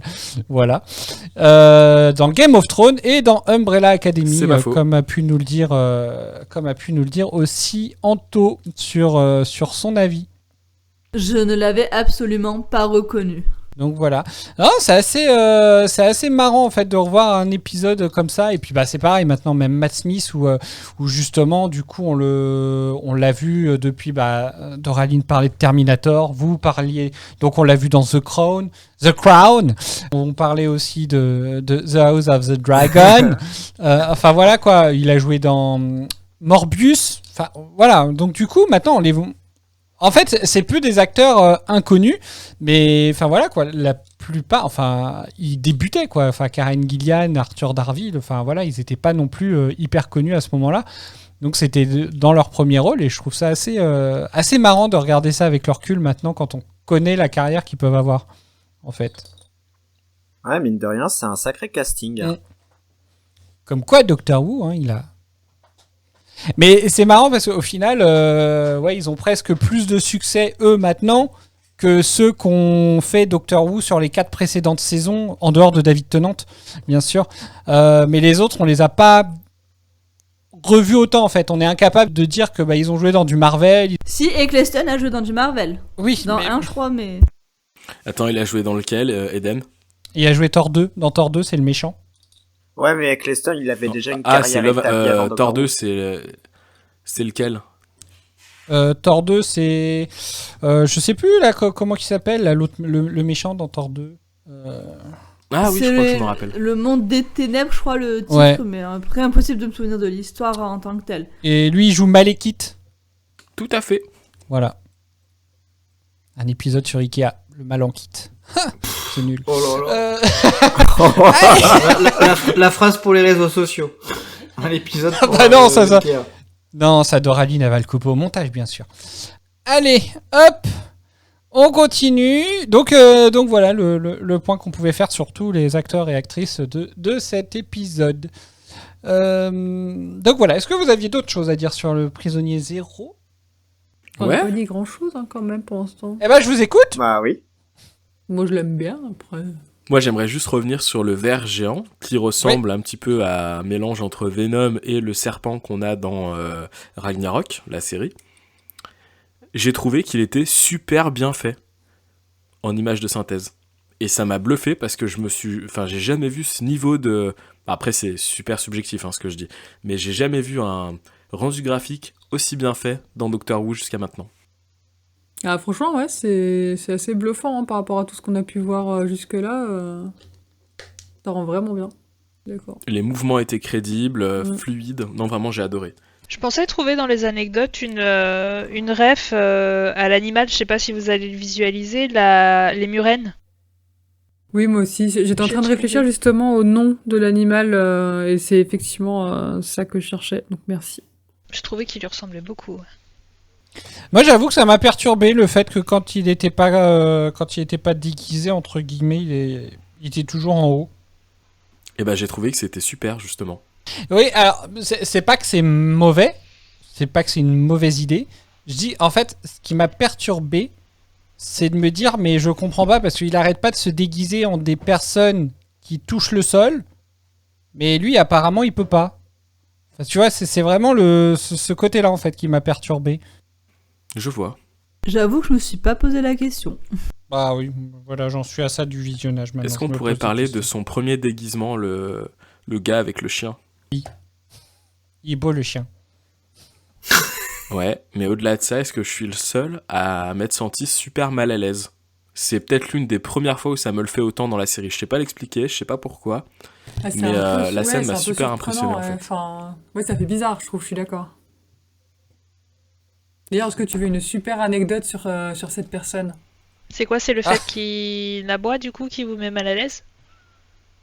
Je croyais que t'allais dire. Non, pas l'anecdote. C'est le fait qu'il aboie l'anecdote. Est-ce que c'est le fait qu'Adèle est une anecdote qui vous met mal à l'aise? Le savez-vous, c'est vraiment lui qui aboie dans l'épisode. On va être obligé de la donner maintenant, Adèle. Ma super anecdote qui était dans la catégorie c'est super intéressant. Cet acteur s'appelle Marcello Magni. Donc c'est celui qui joue Barney Collins qui aboie comme un chien. Eh bien, il a déjà travaillé comme imitateur canin. Voilà. Ouais, bah, j'étais pas loin du coup. Et c'est pour ça que je te dis que tu crois pas si bien dire. Et j'ajouterais qu'il sait aussi faire les pingouins. Non. Car il a fait plein de voix dans Pingu. Voilà. Et du coup, tu crois qu'il a dû faire un casting où il a dû imiter un chien ou ils l'ont juste pris parce qu'il était super fort? Qu'il savait déjà tout son curriculum vitae? Je pense que c'est ça. Non, j'en sais rien. Mais j'avoue que j'adore le fait que le mec, bon, juste, je sais pas, c'est un acteur qui sait faire les chiens. Il ne fait peut-être que des seconds rôles comme ça, peut-être. Ça me fait beaucoup. C'est à la fois drôle et triste. Oh, il a peut-être fait d'autres choses quand même, ce brave homme. Bon, j'espère. Il n'a pas un curriculum vitae, il a un curriculum canin. C'est horrible. Un caninculum vitae. C'est ce que je cherchais, ouais. Oh là là. Mais c'est vrai que, alors, mais moi, il y a toujours une scène que je revois, c'est celle du parc, enfin pas du parc, du terrain un peu vague, là où il retrouve Rory du coup. Et c'est vrai que même là, il est, enfin, ouais, il joue bien le gars. Enfin, ça se trouve, il joue pas. Il est bien malaisant en fait, le personnage en lui-même. Rien que sa façon, en fait, il bouge pas, il reste vraiment immobile. Ouais, puis il fait la tronche de ouf. Hein, ouais, c'est ça, la seule chose qu'il fait, en fait, c'est aboyer, quoi. Et en dehors de ça, il n'y a pas d'expression. Contrairement, justement, à quand il prend le visage donc, de Olivia Colman, là, il est plus expressif. Il y a des petits sourires, il y a des expressions. Alors qu'avec lui, en fait, ouais, c'est clair, il reste bloqué, en fait, le gars. C'est assez impressionnant.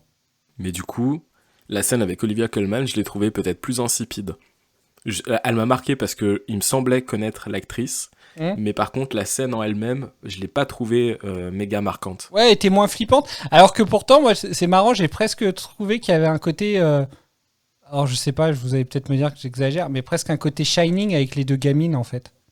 Ah, mais moi, j'y ai pensé, hein, quand j'ai vu cette scène. Je suis d'accord. Je l'ai pas vu. Ouais, oui, mais... Alors, j'ai pas vu Shining, mais j'ai la rêve quand même. Parce que c'est assez connu, mais oui, j'ai pensé les jumelles maléfiques avec... et tout ça, non, c'était... J'ai clairement pensé à Shining quand il y a eu cette scène. Ouais, je venais de revoir Ready Player One, donc comme on les voit dedans. Par contre, moi, quand j'ai regardé cette scène, je me suis dit, mais mauvais choix quand même de métamorphose, d'avoir la mère qui tient dans ses mains ces deux gamines, parce que quand il a fallu les courser, vu que c'est une métamorphose, en fait, il était rencontré par deux gamines. En fait, clairement, tu les vois courir, ils galèrent. Hein. Il a dû se dire, putain, quel con, j'ai pris les deux gamines avec moi, quoi. Je peux pas les lâcher. Ils ont pas de nounou ici. Amy et Rory, ils courent, c'est bon, hein. Ils sont loin. Hein. Erreur stratégique. J'ai trouvé que la scène était mal jouée. Je suis désolé, je viens de m'en rappeler, mais vous parlez bien de la scène où le Doc et Amy s'enferment dans une pièce et où ils tambourinent après la porte. Rory et Amy. C'était pas le Doc ? Non, le Doc, c'est à la fin, c'est vraiment une des dernières scènes. Le Doc, il arrive après en camion de pompier en rentrant dans le... Ok. Mais c'est pas grave, ça enlève rien à ce que je vais dire. Ouais. J'ai trouvé que quand la porte s'était verrouillée et qu'elles sont venues, donc la mère et les deux gamines, tambouriner après la porte, j'ai trouvé que ça manquait de conviction, quoi. Vraiment, tu voudrais saccager quelqu'un, tu l'éclaterais la porte et tu ferais pas des petits mouvements au ralenti bien gentils, quoi. Bah, surtout qu'il a l'air de pouvoir se changer quand il veut, donc il aurait pu, hein, pour traverser, enfin je sais pas. Ah, voilà. Un autre point que vous voulez aborder ? C'est un point qui a déjà été mentionné par d'autres, mais c'est par rapport à la musique. Oui. Parce que du coup, tout à l'heure, j'ai re-regardé l'épisode, mais en faisant autre chose. Et en fait, les moments où je relevais la tête vers l'écran, c'était les moments où il y avait la musique. Parce que je trouvais que, enfin, comme je le dis à chaque fois maintenant, mais au début je faisais pas attention à la musique, bah je trouve que plus ça avance et plus ça prend sa place et plus c'est capable de nous entraîner dans l'histoire, en fait. Moi je suis d'accord, parce que je pense que les musiques que je connais le plus, mais en fait c'est celle-là. C'est toujours Murray Gold qui fait la musique, je sais plus. Oui, c'est toujours Murray Gold, mais par contre effectivement, ouais, avec Si sur les précédentes saisons, on restait toujours un peu sur le même thème du coup, qui était rattaché un petit peu à Tenante. Là, on part vraiment avec limite un nouveau répertoire en fait. Je trouve que dans la musique, il y a toute une variété avec des thèmes bien spécifiques.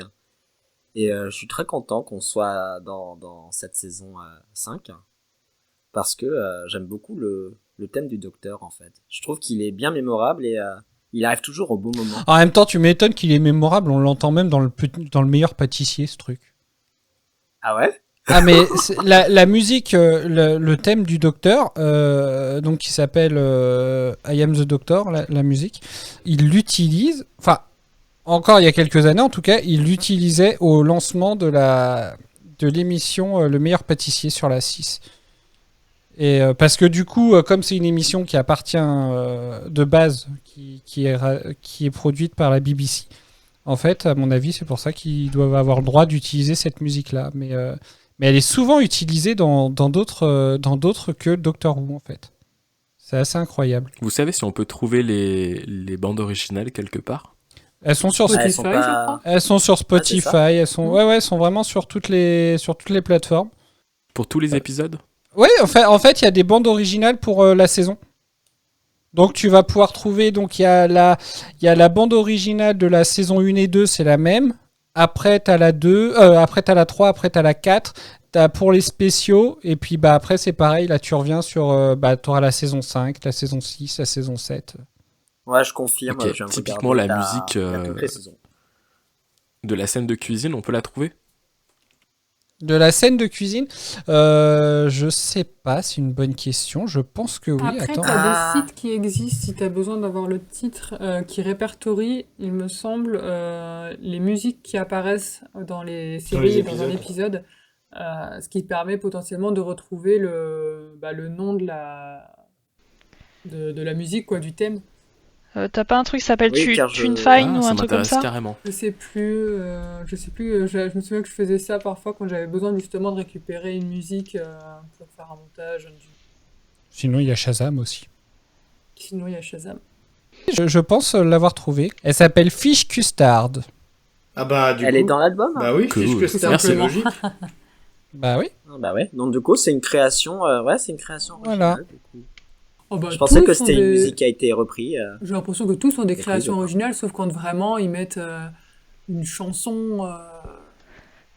Ouais, enfin, tu vois, mais ouais, tout ce qui est sans parole, j'ai l'impression qu'à chaque fois c'est des créations, hein. Il me semble. Ah non, car je pensais bêtement que la musique de la cuisine c'était un truc déjà existant qu'ils ont repris. Et puisqu'on en a parlé de la musique, qu'est-ce que vous avez pensé du nouveau générique? Je crois que j'ai moins aimé que la saison passée. Moi, je l'ai déjà oublié. D'accord, pas marquant du coup, quoi. Same. Certainement pas marquant, ouais. Moi, j'ai bien aimé le générique. Vous ferez attention au prochain. Moi, je trouve que dans le générique, il y a un truc un petit peu électrique qui fonctionne plutôt bien avec. Oui, ça s'appelle des éclairs. Le caractère du docteur, en fait.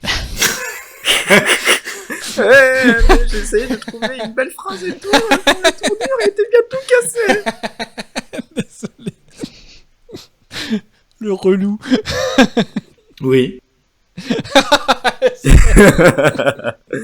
Ah là là. Moi, j'avoue, je suis pas très fan de ce générique-là. Ah ouais? Ouais. Je suis d'accord. Eh ben, moi, je vous crotte. Au niveau du son ou de l'image? Le son. Les deux. Ah, le son. Bah, le son, c'est un petit peu la même. Bah, non, c'est la même y a un musique, truc de rajouter, mais dans des... Ouais, c'est pas dans les mêmes tons, et puis on entend beaucoup plus les basses, ou... Enfin, je sais pas trop ce que c'est qu'on entend plus, mais je trouve que il est moins audible que... Je le trouve presque moins audible que les précédentes, en fait. Ouais, je sais pas. Le son, je sais pas, mais l'ajout du TARDIS sur image réelle, enfin, je l'ai trouvé en vol, je l'ai pas trouvé méga bien faite pour le coup. Pas très fan. Bon, bah, je suis tout seul alors. Bah non, après, c'est peut-être Pierre, parce que je l'ai bien. découvert il y a 10 ans, hein, mais peut-être même plus. Mais moi, j'aime bien. Après, pour être honnête, les génériques dans Doctor Who, c'est pas ce qui... C'est pas ce que je regarde le plus. Généralement, quand il y a un générique, je fais autre chose. Oh, moi, jamais je passe le générique. Non, mais j'ai pas dit que je passais, mais ma tête est ailleurs. Très bien. Est-ce que vous avez remarqué que le montage de l'épisode était vachement plus dynamique que ceux de la saison passée, en termes de cut sur image, de musique, et à mon grand dame, d'attitude du docteur? Comment ça, à ton grand dame, et comment ça, parce qu'il l'aime pas. niveau des attitudes du docteur? Et ben, en fait, ce qui me dérange un peu, ça me donne l'occasion de parler un peu de Oui. ce docteur-là. Ce qui me dérange un petit peu, c'est ce que je pensais que j'allais aimer lors de la rétrospective de la saison passée. C'est son côté qui sautille un petit peu de partout. J'ai trouvé, et je pense qu'Anto le décrivait bien dans son avis, que ça faisait ce que peut-être d'autres pensaient, un peu trop enfantin. Et j'avoue que c'était un peu... Je pense que c'est en ça que j'ai préféré l'interprétation d'Eccleston, et en tout cas le docteur d'Eccleston, parce que le docteur, avec un petit brin de folie, semblait vachement plus posé et mature. Et ce côté un peu gamin, immature, m'a un peu dérangé, à voir comment ça évolue. Après, j'aime bien ce côté du docteur qui change par rapport au précédent. Je trouve que ça vous permet d'avoir un petit peu de nouveauté, de ne jamais rester sur la même ligne. Bah là, c'est sûr, ça tranche. Tout à fait, mais du coup, ça nous donne l'opportunité aussi de faire de la comparaison. Bah oui, de toute façon, après, c'est pour ça qu'au final, chaque acteur joue un docteur différent, finalement. Parce que de toute façon, si chaque acteur jouait exactement le même caractère, ça aurait aucun intérêt. Et c'est ça qui fait que de toute façon, chaque personne qui regarde la série va avoir son docteur préféré. Mais c'est pour ça qu'en fait, et c'est un peu pour ça que je disais en début d'émission que ce serait vachement intéressant de voir un petit peu si votre avis change ou pas. Parce que du coup, là, c'est un premier épisode, donc forcément, on n'a pas encore pu voir toute la palette d'émotions que Matt Smith peut éventuellement nous proposer, et que le docteur de Matt Smith peut éventuellement nous proposer. Là, entre guillemets, on est vraiment sur le passage un peu de la naissance, etc. David Tennant, il était un peu presque pareil, j'ai envie de dire. Bon, il n'était pas non plus sautillant, aussi infantile au moment du premier épisode qu'on a pu voir de la saison 2, quand ils vont sur la nouvelle Terre, avec l'hôpital, etc. Mais il jouait quand même bien un docteur bien excité, quoi. Donc, Ouais, mais il était moins fougueux que les Matt Smith, je trouve. Bah non, après, comme j'ai dit, pas forcément à ce point-là. Mais je veux dire, il était dynamique, et enfin voilà, c'est comme une renaissance, en fait. Même lui, il le dit, hein. Enfin, il vient de changer et tout, il se connaît pas encore, donc il y a peut-être un petit peu cette excitation-là. Donc voilà, après, à voir ce qu'il va nous proposer par la suite. J'ai trouvé que le docteur de Tennant, bien que peut-être un peu plus excentrique que celui d'Eccleston, le personnage était plus sarcastique et un peu moins dans l'humour potache. Tiens, t'as une tache, pistache. Tu vois. Mais et j'ai l'impression qu'on va être un peu plus dans ce registre-là avec ce docteur. Et c'est d'autant plus frustrant pour moi qu'après avoir vu Matt Smith dans The Crown ou dans House of the Dragon, je sais pas. Voilà, merci. Et ben, je sais qu'il est capable de délivrer une autre palette d'émotions, et je serais très frustré de ne pas l'avoir également dans l'interprétation du docteur. Maintenant, vu ce que tu as dit, je me dis que ça va probablement arriver, donc je lui laisse sa chance. Alors en vrai, je vais vous spoiler une nouveauté qui arrivera sûrement dans un des prochains épisodes avec Doraline. Tu m'autorises à le dire, Doraline ? Ouais, évidemment. Avec Doraline, on s'est rendu compte que sur cette période-là, en fait, la période des prochaines saisons, on s'est rendu compte qu'il y avait des passages, des épisodes, où on s'est dit, putain, mais pourquoi ils ont foutu cette scène-là ? Et on avait fini par se dire, oh, c'est une scène casting. Alors, ce qu'on appelait, en fait, une scène casting, c'est un peu l'impression qu'ils ont foutu une scène juste pour que l'acteur se tape son kiff, entre guillemets, et puisse donner une nouvelle émotion qu'il pourrait vendre quand il ferait des castings auprès d'autres agences de casting, en fait. Et du coup... Excellent. Donc du coup, vous aurez les possibilités de voir d'autres émotions. Mais des fois, putain, qu'est-ce qu'on rigolait parce qu'on se disait, mais c'est gros, quoi. C'est horrible comment c'est gros. Et du coup, j'ai décidé que sur les prochains épisodes, quand je constaterai qu'on tombe sur une scène que moi je qualifie de scène casting, bah je vous le dirai et je verrai si vous avez le même ressenti que moi parce que voilà, moi à chaque fois franchement, on s'éclatait à chaque fois à se dire en vrai c'est une scène casting ça. Parce qu'elle a aucun intérêt dans l'épisode, mais si ce n'est peut-être juste de montrer une certaine émotion de l'acteur qui le joue ou l'actrice et voilà, donc vous me direz si c'est ridicule ou si c'est fun. Voilà. Vendu. Moi, je trouve le principe très drôle. Donc voilà, n'hésitez pas sur les prochains épisodes, s'il y en a une où vous vous dites « Ah putain, mais ça c'est une scène casting », bah dites-le nous. J'espère qu'on les retrouvera. Oui. Ah, il y en a une sûre, je m'en souviens, mais oui, si on va en retrouver, c'est clair, en regardant forcément. Et maintenant que j'en ai parlé à tout le monde, je suis sûr que tout le monde va en trouver maintenant. On va tous faire ça en fait, on va regarder les épisodes pour trouver ces scènes-là. Ce sera plus un élément marquant, ce sera quelle est ta scène casting de l'épisode. Enfin un objectif pour regarder cette scène. Ah, mais n'oubliez pas le figurant le plus nul de chaque épisode aussi. Ah, ça... Bah ouais. Bah mais faut les donner toutes ces infos-là, moi je vais pas noter. T'as déjà oublié Adèle? Non, j'ai dit elle a dit j'ai pas oublié. Ah. Très bien. Donc voilà. Non, en vrai, enfin franchement. Et puis moi, je l'ai déjà dit. Hein, franchement, Matt Smith, il m'a eu à l'usure, moi. Enfin, très clairement, j'ai eu beaucoup de mal à accrocher. Et je pense que c'est vraiment à force de revisionner que je me suis vraiment attaché à son docteur. Mais il y en a d'autres. Dès le premier épisode, ils vont vachement accrocher sur lui, soit parce que c'est leur premier docteur, soit parce que au contraire, il y a une nouvelle dynamique qui est rafraîchissante, comme pouvait le dire Chloé. Ou alors, bah pareil, au fur et à mesure, se rendre compte que bah finalement, ils aiment bien un peu tout le monde et que ça passe. Enfin voilà, il y a toujours un petit temps d'adaptation. Et puis c'est vrai qu'on était tellement attachés à David Tennant en plus. Je trouve que le changement est assez radical. Et ça, c'est quelque chose aussi que j'avais dit. Rien que la série en elle-même, parce que c'est vrai qu'on change de générique, on change tout. Le glow-up, comme je l'ai dit sur comment c'est filmé. Même les scènes en extérieur sont vachement authentiques, ce qui n'était même pas le cas sur la saison 4. On repense par exemple à juste la scène où le docteur retrouve Rose dans l'épisode final, quand ils sont dans les rues de Londres avec des carcasses de bagnoles, etc. Enfin, même ça fait toc, quoi. Alors que là, on est vraiment sur du...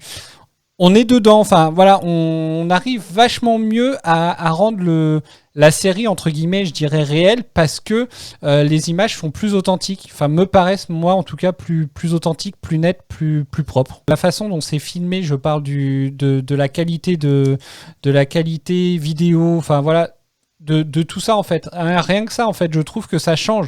La série pour moi est complètement différente et c'est ça qui m'a fait énormément peur quand j'ai découvert cet épisode-là, moi la première fois, je me suis dit putain mais c'est pas du tout la même série, ça va être une horreur, c'est nul, ils ont tué Doctor Who, c'est con.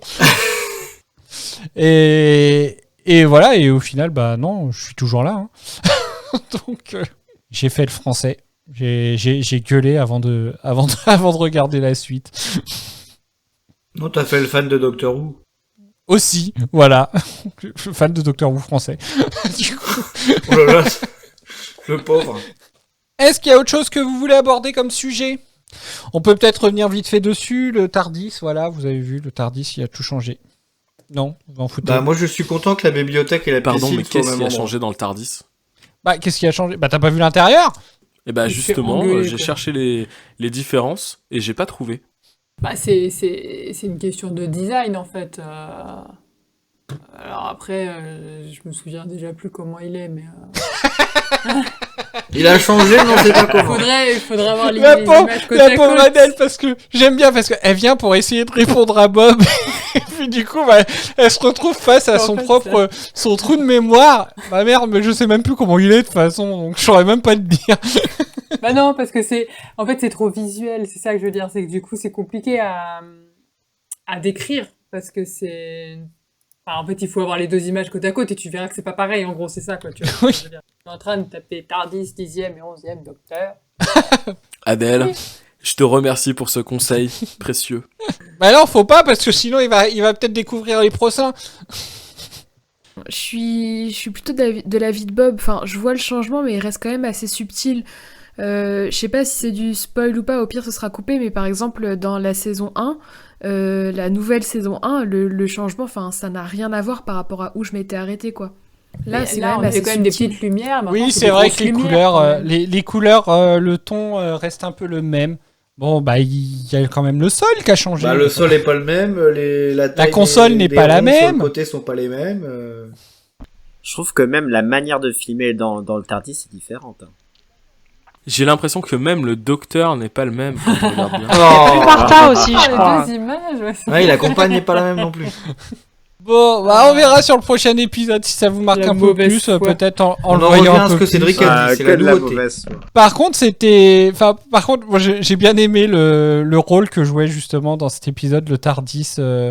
Bah déjà le début le fait qu'il continue parce que la scène suit complètement le précédent épisode du coup. Donc le crash, enfin voilà, j'ai bien aimé le rôle du Tardis. Meilleur personnage. Mais alors d'ailleurs, ça m'amène à une question que je me suis posée tout le long de l'épisode. J'aurais peut-être dû regarder l'épisode précédent pour y répondre, mais je me souvenais pas que l'ère tenante se terminait avec un Tardis qui déconne complètement. Bah si, puisque en Bah fait non, je me souvenais pas. Mais Bah si, quand il gueule Geronimo. Mais elle s'en souvenait pas, elle a pas dit que c'était pas le cas. quand il se régénère, en fait, il fait exploser le Tardis. Et donc, t'entends tout le passage. Il y a tout le passage de Matt Smith, en fait, où il se découvre. Quand il dit, je suis une fille. Et puis à un moment, il dit, attends, il y a un truc que j'ai oublié. Réfléchis. Et puis là, t'as une explosion. Et il dit, ah oui, on va s'écraser. Ah ouais, ok, d'accord. Et Parce après, que moi, t'as du le coup, Geronimo. ok. Voilà. Parce que dans mes souvenirs, moi, j'avais plus cette scène-là. Enfin, j'avais la scène où, tu sais, il va dire au revoir à chacun de ses compagnes et compagnons. Genre, tranquille, le Tardis, il fonctionne très bien parce qu'il se régénère lentement. Et du coup, bim, il se régénère. Et puis voilà, quoi. J'avais oublié cette partie-là. Bon, bah très bien. Si vous avez rien d'autre à ajouter sur cet épisode, votre élément marquant. Et je vais commencer par Eden. Moi, je citerai deux petites scènes. La scène qui se situe au tout début de l'épisode où le Tardis fait n'importe quoi et où Matt Smith manque de se prendre Big Ben. Ça m'a fait un peu rire quand même. Et après, en deuxième scène marquante, la vraie scène marquante, c'est quand on voit la petite Amelia qui boucle ses affaires et qui va dans le jardin s'asseoir sur sa valise et attendre le Tardis. Je l'ai trouvée hyper mignonne et hyper touchante comme scène. Donc, C'est vrai. Mireille. Alors moi c'est cette scène-là aussi, Amélia assise sur sa valise qui me brise le cœur. Et à la fin de l'épisode aussi, alors je crois que c'est au moment où il repart le docteur, il y a une scène où il y a une sorte de flashback où tu revois justement tous ces passages-là accélérés, où tu revois Amélia attendre et tout. Du coup ça fait un rappel et je trouve ça trop triste. Voilà. Bob. Bah moi ça va être la scène dont j'ai déjà parlé avec le gars et le chien.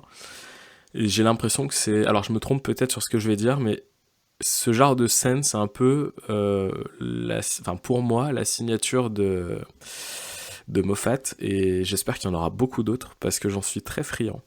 Doraline. Moi, je dirais la scène où le docteur se rend compte de la porte cachée, où il dit à Amy de regarder dans le coin de son œil. Il y a une petite musique un peu angoissante, un plan sur son œil quand elle tourne tout doucement du regard, et où on s'attend en fait à voir la créature et où au final on ne voit qu'une porte. Mais j'ai trouvé la mise en scène assez bien faite et assez stressante. Adèle. Comme Doraline, dans le même genre de ce passage-là, moi j'adore le concept du filtre de perception, où il y a quelque chose que tu n'arrives pas à voir, que tu peux le voir seulement en regardant vite fait. J'aime bien cette idée. Et ensuite, il y a deux choses. Il y a une phrase dite par le docteur. « Je suis le docteur, je suis pire que n'importe quel tati ». Oui, c'est vrai. J'ai adoré. Vous êtes pire que ma tati. Je suis le docteur. Je suis pire que n'importe quel tati. C'est vrai. C'est ça. Et puis, c'est pareil. J'ai dit à Doraline que je n'avais pas oublié que je voulais trouver le meilleur personnage tertiaire de chaque épisode. Oui. C'était pas évident là quand même parce qu'il y avait quand même beaucoup de monde finalement quand tu regardes un petit peu, il y a tous les gens, tous les habitants. Il y en a une quand même qui m'a fait rire, c'est quand ils sont tous en train de prendre des photos et qu'il y en a une qui prend même pas la peine de sortir de la cabine téléphonique. Parce que je me dis qu'en plus les vitres sont quand même assez dégueu, donc je me dis qu'elle doit absolument rien voir. À l'époque, les téléphones ont quand même des qualités assez médiocres pour les appareils photo. Donc je me dis que quand même elle aurait pu prendre le temps de sortir de la cabine. J'ai trouvé ça un peu ridicule. Voilà, donc ce sera mon personnage tertiaire préféré. Il y a aussi une vieille dame qui se carapate, qui s'enfuit avec son petit l'espèce de, je sais pas comment on appelle ça, les espèces de véhicules pour les personnes âgées là. Le déambulateur.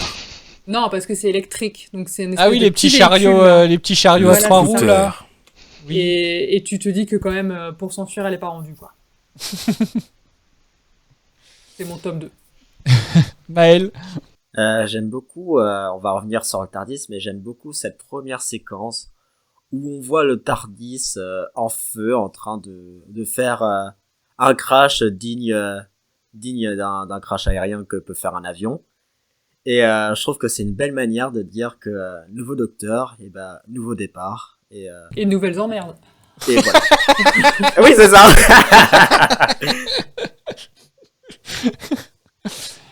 Pierre.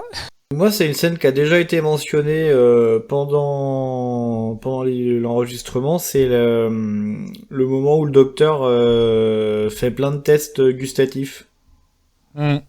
J'aime beaucoup et ça rejoint ce que je disais tout à l'heure sur le fait que ce que j'apprécie dans cet épisode, c'est la découverte de ses préférences et de ce qu'il a envie pour après. Très bien.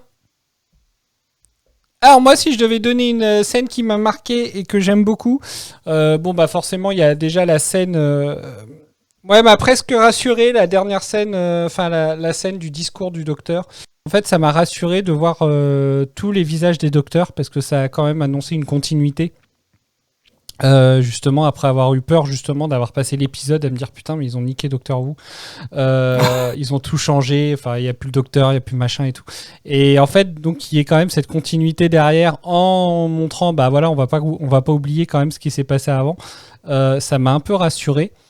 Et une autre scène que j'ai trouvé vachement bien faite en fait, et là c'est plus au niveau de la réalisation et je l'adore en fait cette scène, c'est la scène justement des appareils photo. Quand tout le monde prend l'appareil photo et quand le docteur se dit j'ai manqué quelque chose, et en fait là il y a un petit plan j'aime beaucoup, ouais. Où on passe vraiment on scanne un peu tout le monde et j'aime beaucoup en fait la réalisation de cette scène là. Voilà. Oui, c'est hyper original, je trouve. On n'avait jamais eu ça jusque là. Je suis d'accord. Ouais, il n'y avait jamais eu dans Doctor Who, mais par contre, ça m'a vachement rappelé. Alors, c'est après du coup, mais Steven Moffat a bossé sur Sherlock Holmes et ça m'a fait penser aux scènes du palais mental de Sherlock Holmes. Ah. Ça m'a beaucoup rappelé ça. Sherlock Holmes avec Cumberbatch. Oui. Avec l'acteur préféré d'Adèle. Ouais, super. D'ailleurs, super. Je disais Bob que j'avais appris à apprécier Matt Smith parce que j'avais découvert pire que lui. Le voilà. C'est lui le pire. Excellent, bravo. Grâce à Cumberbatch, je peux regarder Doctor Who sereinement. Je lui dois quand même quelque chose. Donc voilà. Bon, alors est-ce que vous avez des choses à rajouter ? Il a dit run à Amy. Ah ouais, c'est vrai ? Ouais. J'ai pas compris quoi ? Il a dit cours à Amy comme tenante. Ah, il a dit run. J'ai compris, il a dit run. Je me suis dit... Run. I'm sorry, I have a terrible English accent. Bon, non, franchement, non, te dévalorise pas. C'est mieux que, je pense, beaucoup de monde. Je croyais que t'allais dire c'est le Cédric. je m'attendais à ça aussi. Non, pas du tout. Mais il n'en pense pas moins. Non, j'étais le seul dans ma tête à m'auto-déglinguer. Oh. Allez, on continue. Du coup, si vous avez rien d'autre à ajouter, on va passer aux anecdotes. Le meilleur moment. Tu parles de vos anecdotes inutiles et donc indispensables. C'est quand même important. On vous écoute. Du coup, je commence avec l'anecdote numéro 2, puisque la première m'a été piquée. Oh, salaud. Ça recommence, ça. Donc c'est dans la catégorie dans la famille Pond, je demande. Du coup, c'est la nouvelle compagne du docteur. À l'origine, elle devait s'appeler Lucy Sparrow. Oh, mais comme Jack. Ah non, Sally. moi je parlais comme Sally. Moi, Je m'attendais pas à Jack. Non, moi non Bah plus. oui. Non, mais elle est pas mal. Je m'attendais à Sally. moi. Je la valide. Ah oui, restons quand même dans Doctor Who. Mais du coup, ça a été changé en Amy Pond. D'accord. Voilà, du coup, c'est tout ce que j'ai. Je suis en train de penser à un truc. Est-ce que vous seriez OK pour que dans la suite de la saison, on enregistre plusieurs, chacun notre tour, au mot ping, et qu'à chaque fois qu'il y en a un qui sort Amy Pong, c'est sur la console, t'envoies un ping. Ah, bah j'aurais pu le faire pour Pandora. Désolé, Pandora. elle a dit Amy Pong. Alors que c'est Pond. Ah, c'est Pong, Oui. avec un D Oui, à la c'est fin. Un D, P-O-N-D. un D comme Daniel, Oui, c'est ça? C'est ça. Comme la fin de Ah, je Pond. suis vachement moins fan. Tu veux qu'on fasse Pind? Pin Pond. C'est quoi cette version? Marc, quand t'es bien enrhumé, avec une bonne grippasse, ping-pong. C'est la version Lidl du ping-pong. Hein. Allez, on continue. Retard Wish expérience. Le retour. Oui. Le retour. Allez, on va passer à la catégorie, pas retard wish, mais plutôt la catégorie c'est Moffat qui l'a dit. Et du coup, dans la séquence d'ouverture, dans laquelle le docteur s'accroche de justesse au TARDIS qui s'écrase alors qu'il survole Londres, bah ça a été ajouté plus tard au script pour faire le lien entre la conclusion de The End of Time Part 2 et le crash du TARDIS dans le jardin d'Amy. Et Steven Moffat, il a pensé que ce serait drôle s'il le montrait sortant du TARDIS et s'écrasant presque sur Londres, ce qui lancera un épisode se déroulant dans une petite ville de manière spectaculaire. Et Moffat a précisé que l'idée de situer l'épisode dans une petite ville venait du fait qu'il estimait que Londres avait été surutilisé. Londres n'est jamais surutilisé. Ah, mais j'avoue que c'est sympa de voir d'autres lieux que Londres et Cardiff. Peut-être que Cardiff est un quartier de Londres, ceci dit. Non? Cardiff, c'est Cardiff. Il est un peu loin quand même pour Ok. le coup. C'est au Pays de Galles. KRD Ah, dans je le Gallois. savais. Pour continuer dans la catégorie, c'est Moffat qui l'a dit. Dans le commentaire du DVD, alors je sais pas si tu as le DVD, Cédric. Oui, si, j'ai le DVD. Je l'avais même en Blu-ray la saison 5. Et du coup, dans le commentaire de cet épisode, Steven Moffat, il a déclaré qu'il s'agissait du scénario le plus difficile qu'il ait jamais écrit. Alors je sais pas si je donne le nom de l'épisode. Jusqu'à l'épisode suivant. Jusqu'à un épisode de 2013. Parce que pour lui, ce qui était difficile, c'est de devoir, et là je pourrais presque citer Cédric, présenter un nouveau docteur, un nouveau compagnon, convaincre le public qu'il s'agissait à la fois d'un nouveau et d'un ancien spectacle, et de livrer une histoire en même temps avec un rythme rapide. C'est vrai que ça doit pas être évident. En même temps, chacun son tour. Hein. RTD, il a dû le faire aussi. Hein.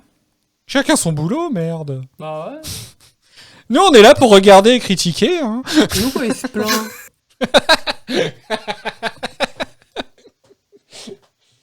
T'allais dire, Mireille? Bah, RTD, il a effectivement repris le truc, mais... Enfin...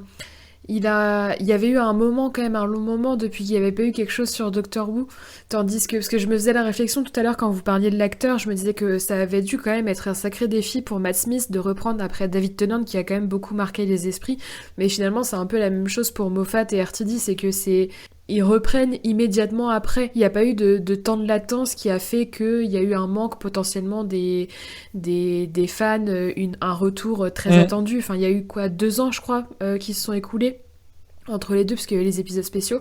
Donc je pense que pour Moffat et Matt Smith, ça a dû être un gros défi, quoi. C'est vrai. Surtout que l'air de rien, pour une série qui se veut... c'est horrible, hein, je vais me faire insulter, on va me détester pour ce que je vais dire. D'ailleurs, Doraline, tu le couperas. Mais en vrai, c'est vrai que pour une série aussi ouverte que Doctor Who, des fois c'est compliqué de voir à quel point les fans peuvent être exigeants en fait avec cette série et au final, au contraire, être tout le contraire de la série, c'est-à-dire complètement hermétique au changement qu'elle va proposer. Et c'est assez... ça doit être assez compliqué pour eux, en fait, de se rendre compte que... Parce que voilà, quand Moffat, lui, il a fait un ou deux épisodes, il a fait quelques épisodes, généralement 1 ou 2 par saison. Jusque-là, quand tu dois passer sur carrément le showrunning de la série, je pense que tu dois avoir un peu... Il y en a qui adorent quand je sors cette expression. Je pense que tu dois avoir un peu les fesses qui crient bravo, quoi. Qui font bravo. Donc du coup, je pense que ouais, ça doit être... J'aimerais pas être à sa place. En fait, nous on a le bon rôle, hein, en fait. On regarde la série, on critique. Mais je pense que quand tu te prends toutes les critiques dans la gueule, au bout d'un moment, tu dois avoir du mal, quoi. Voilà, c'est tout. Il y a encore des anecdotes ? Oui. Ah bah oui. Ah bah alors on vous écoute. On continue dans la catégorie, c'est Moffat qui l'a dit. Du coup, la pièce cachée dans la Donc, c'est maison pas nous. d'Amelia est basée sur un rêve récurrent que lui-même faisait durant son enfance. Donc, il rêvait d'une pièce cachée dans la maison de sa grand-mère. Et concernant l'Atraxie, il a tenu à lui donner un design assez simple, donc de globe oculaire géant, parce que c'était facile à dessiner pour les enfants et parce que lui-même avait pour habitude de dessiner des monstres de Doctor Who, plutôt du coup les versions de 1963, et ça quand il était enfant. Non, moi je pense que c'est juste parce qu'il avait regardé la saison 1 de Secret Story avec Tatiana et Xavier et il avait adoré. Et ça l'a T'as retenu les noms quand même. Hein. En vrai, c'est les seuls que j'aurais pu sortir. Je sais même pas s'ils étaient dans la saison 1 ou pas. C'est mignon. Et enfin, pour cette catégorie, Steven Moffat a écrit une scène qui expliquait le crime du prisonnier zéro. Et finalement, il l'a pas mise parce qu'il s'est dit qu'en fait, tout le monde s'en bat les couilles. Mais grave, mais bravo Moffat, tu vois, j'adore, putain je suis désolé, j'adore ce scénariste. mais du coup, en se posant, maintenant que t'en as parlé, moi je me pose la question. Oui, maintenant on a envie de savoir, c'est vrai. Très bien, merci. On enchaîne avec une catégorie la petite peste, ou encore être énervante, ça vient pas juste de Karen, c'est visiblement de famille. Oh mais c'est horrible, qu'est-ce qu'elle va nous balancer? Eh bien, sachez que les bâtonnets de poisson utilisés pour la scène dans la cuisine étaient en fait des gâteaux panés à la noix de coco. Et d'ailleurs, donc Kathleen Blackwood, elle a révélé qu'elle gâchait intentionnellement les prises pour que Matt Smith en mange à plusieurs reprises. Et au final, ils ont refait la scène 12 fois. Et donc Matt Smith a estimé en avoir mangé 14 au total. Et il avait précisé qu'il détestait ça. Et il aimait pas ça, ouais. Ah, donc elle l'a fait pour l'embêter lui, pas pour l'arranger parce qu'il adorait ça. Non. D'accord. La peste. J'adore. Tu vois, tu reprends le nom de la catégorie. Alors, non seulement la gamine, en plus, limite, on te l'impose, parce que la nouvelle star du show, entre guillemets, veut sa cousine, et en plus, la nana, elle te flingue les prises pour gaver la star, quoi. Ça me bute. Je peux pas m'empêcher de rebondir sur la première anecdote concernant cette scène. Est-ce qu'à votre avis, les Britanniques et toutes les personnes qui mangent le plat des bâtonnets de surimi dans la crème anglaise mangent la version surimi du truc ou la version gâteau à la noix de coco? Ah mais pour moi c'est même pas surimi, c'est bâtonnet de poisson pané quoi. C'est croustibat. C'est croustibat. Oui, c'est bon, surimi, croustibat, c'est orange, on voyait pas trop de loin. On va pas... Voilà, quoi. En tout cas, nous, quand on testera, on prendra des vrais croustibat. Et on fera un vortex. Et tu te filmeras, c'est ça? Ouais. Ah oui, le vortex, il est obligatoire. Un vortex, bien sûr. Un vortex ouais. En vidéo. Et non pas en texte, du coup. On arrive sur les dernières anecdotes. Avec notamment la catégorie que j'ai nommée plus tôt dans l'épisode. La catégorie « C'est super intéressant ». Un détaillant de vêtements a rapporté que dans le mois qui a suivi la diffusion de cet épisode dans lequel le docteur déclarait que, ouvrez les guillemets, les nœuds papillons sont cool, fermez les guillemets, et bien ses ventes de nœuds papillons ont augmenté de 94%. Le nœud pape c'est cool. Alors en même temps au moins tu te retrouves pas bloqué dans une portière. Eh oui, les gens ont tous vu l'avantage du truc. Elle est toujours dans la catégorie super intéressant et je dirais même que c'est mort de rire aussi. Parce que Matt Smith, il a vraiment foncé dans l'arbre. Alors, est-ce que vous vous souvenez quand est-ce qu'il s'est... Non. dans la- Le pauvre. Quand même.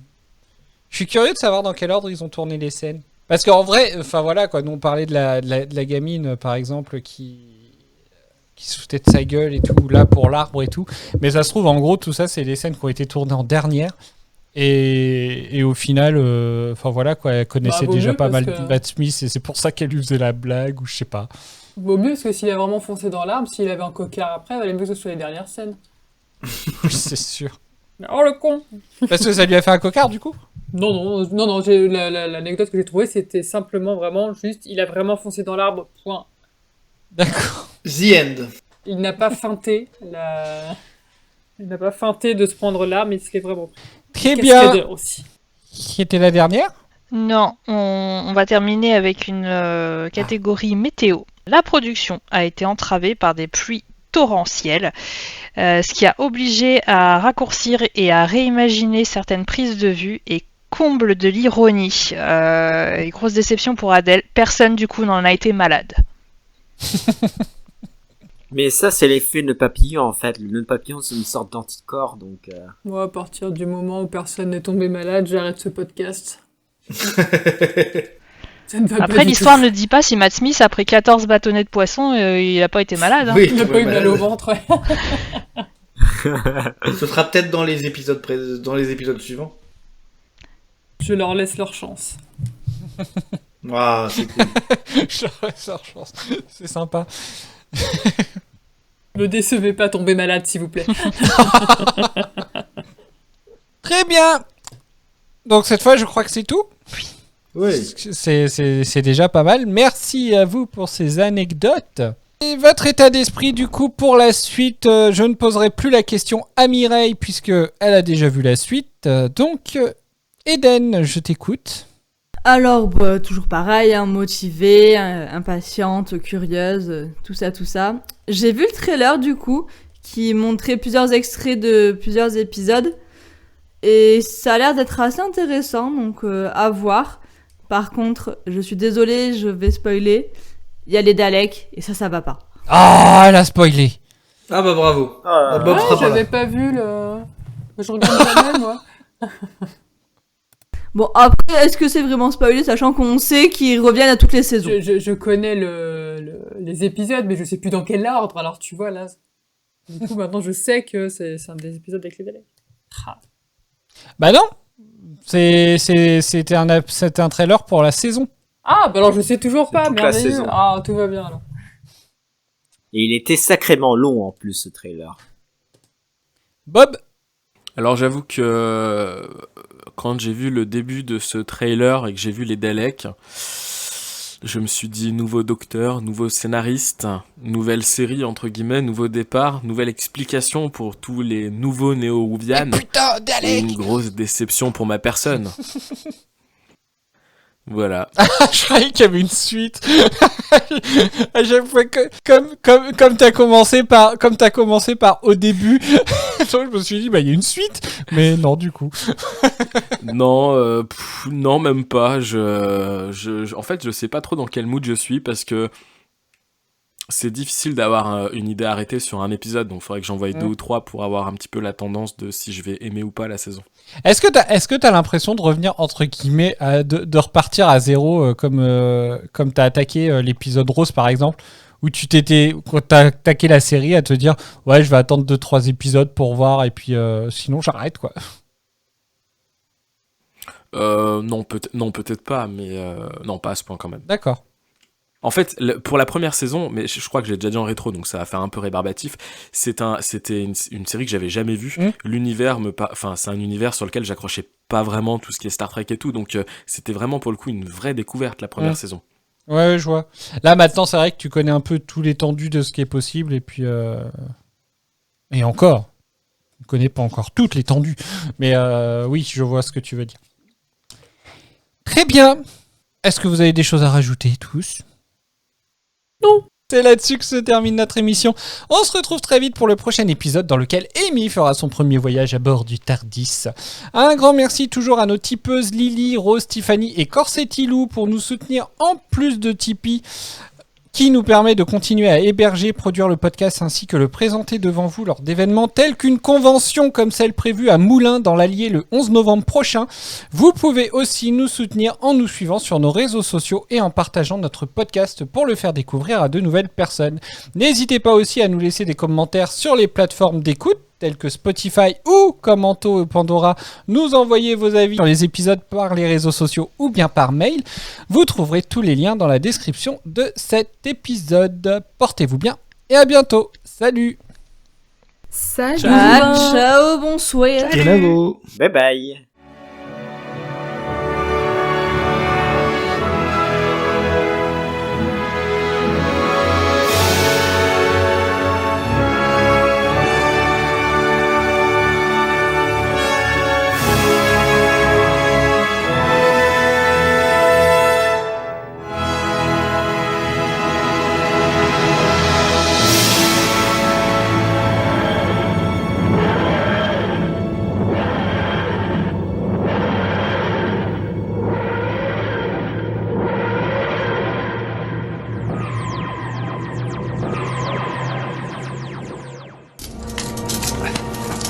Mon tournevis, où est-il? Un objet argenté avec une extrémité bleue, où est-il passé? Y a rien ici. Cette chose vous a empêché de remarquer cette pièce. Vous croyez que vous arriverez à la voir, elle? À présent, dépêchez-vous de sortir de là. Argenté et bleu à l'extrémité? Oui, c'est mon tournevis. Il est ici. J'imagine qu'il a dû rouler sous la porte. Oui, c'est sûrement ça.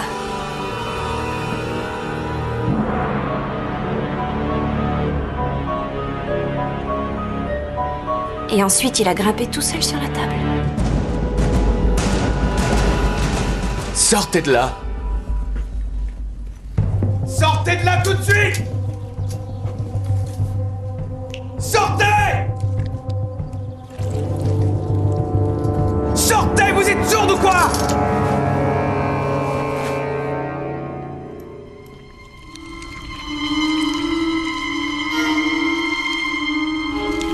Qu'est-ce qu'il y a? Qu'est-ce que vous faites? Je vois rien, mais... Et du coin de l'œil? Oui. Quand je regarde comme ça, on me voit. Si je regarde comme ça, on me voit plus. On me voit, on me voit plus. On me voit, on me voit plus. On me voit plus, on me voit. On me voit plus. On me voit plus, on me voit. On me voit, on me voit plus. On me voit un peu, on me voit plus. On me voit. Surtout, ne le regardez pas. Sortez de là!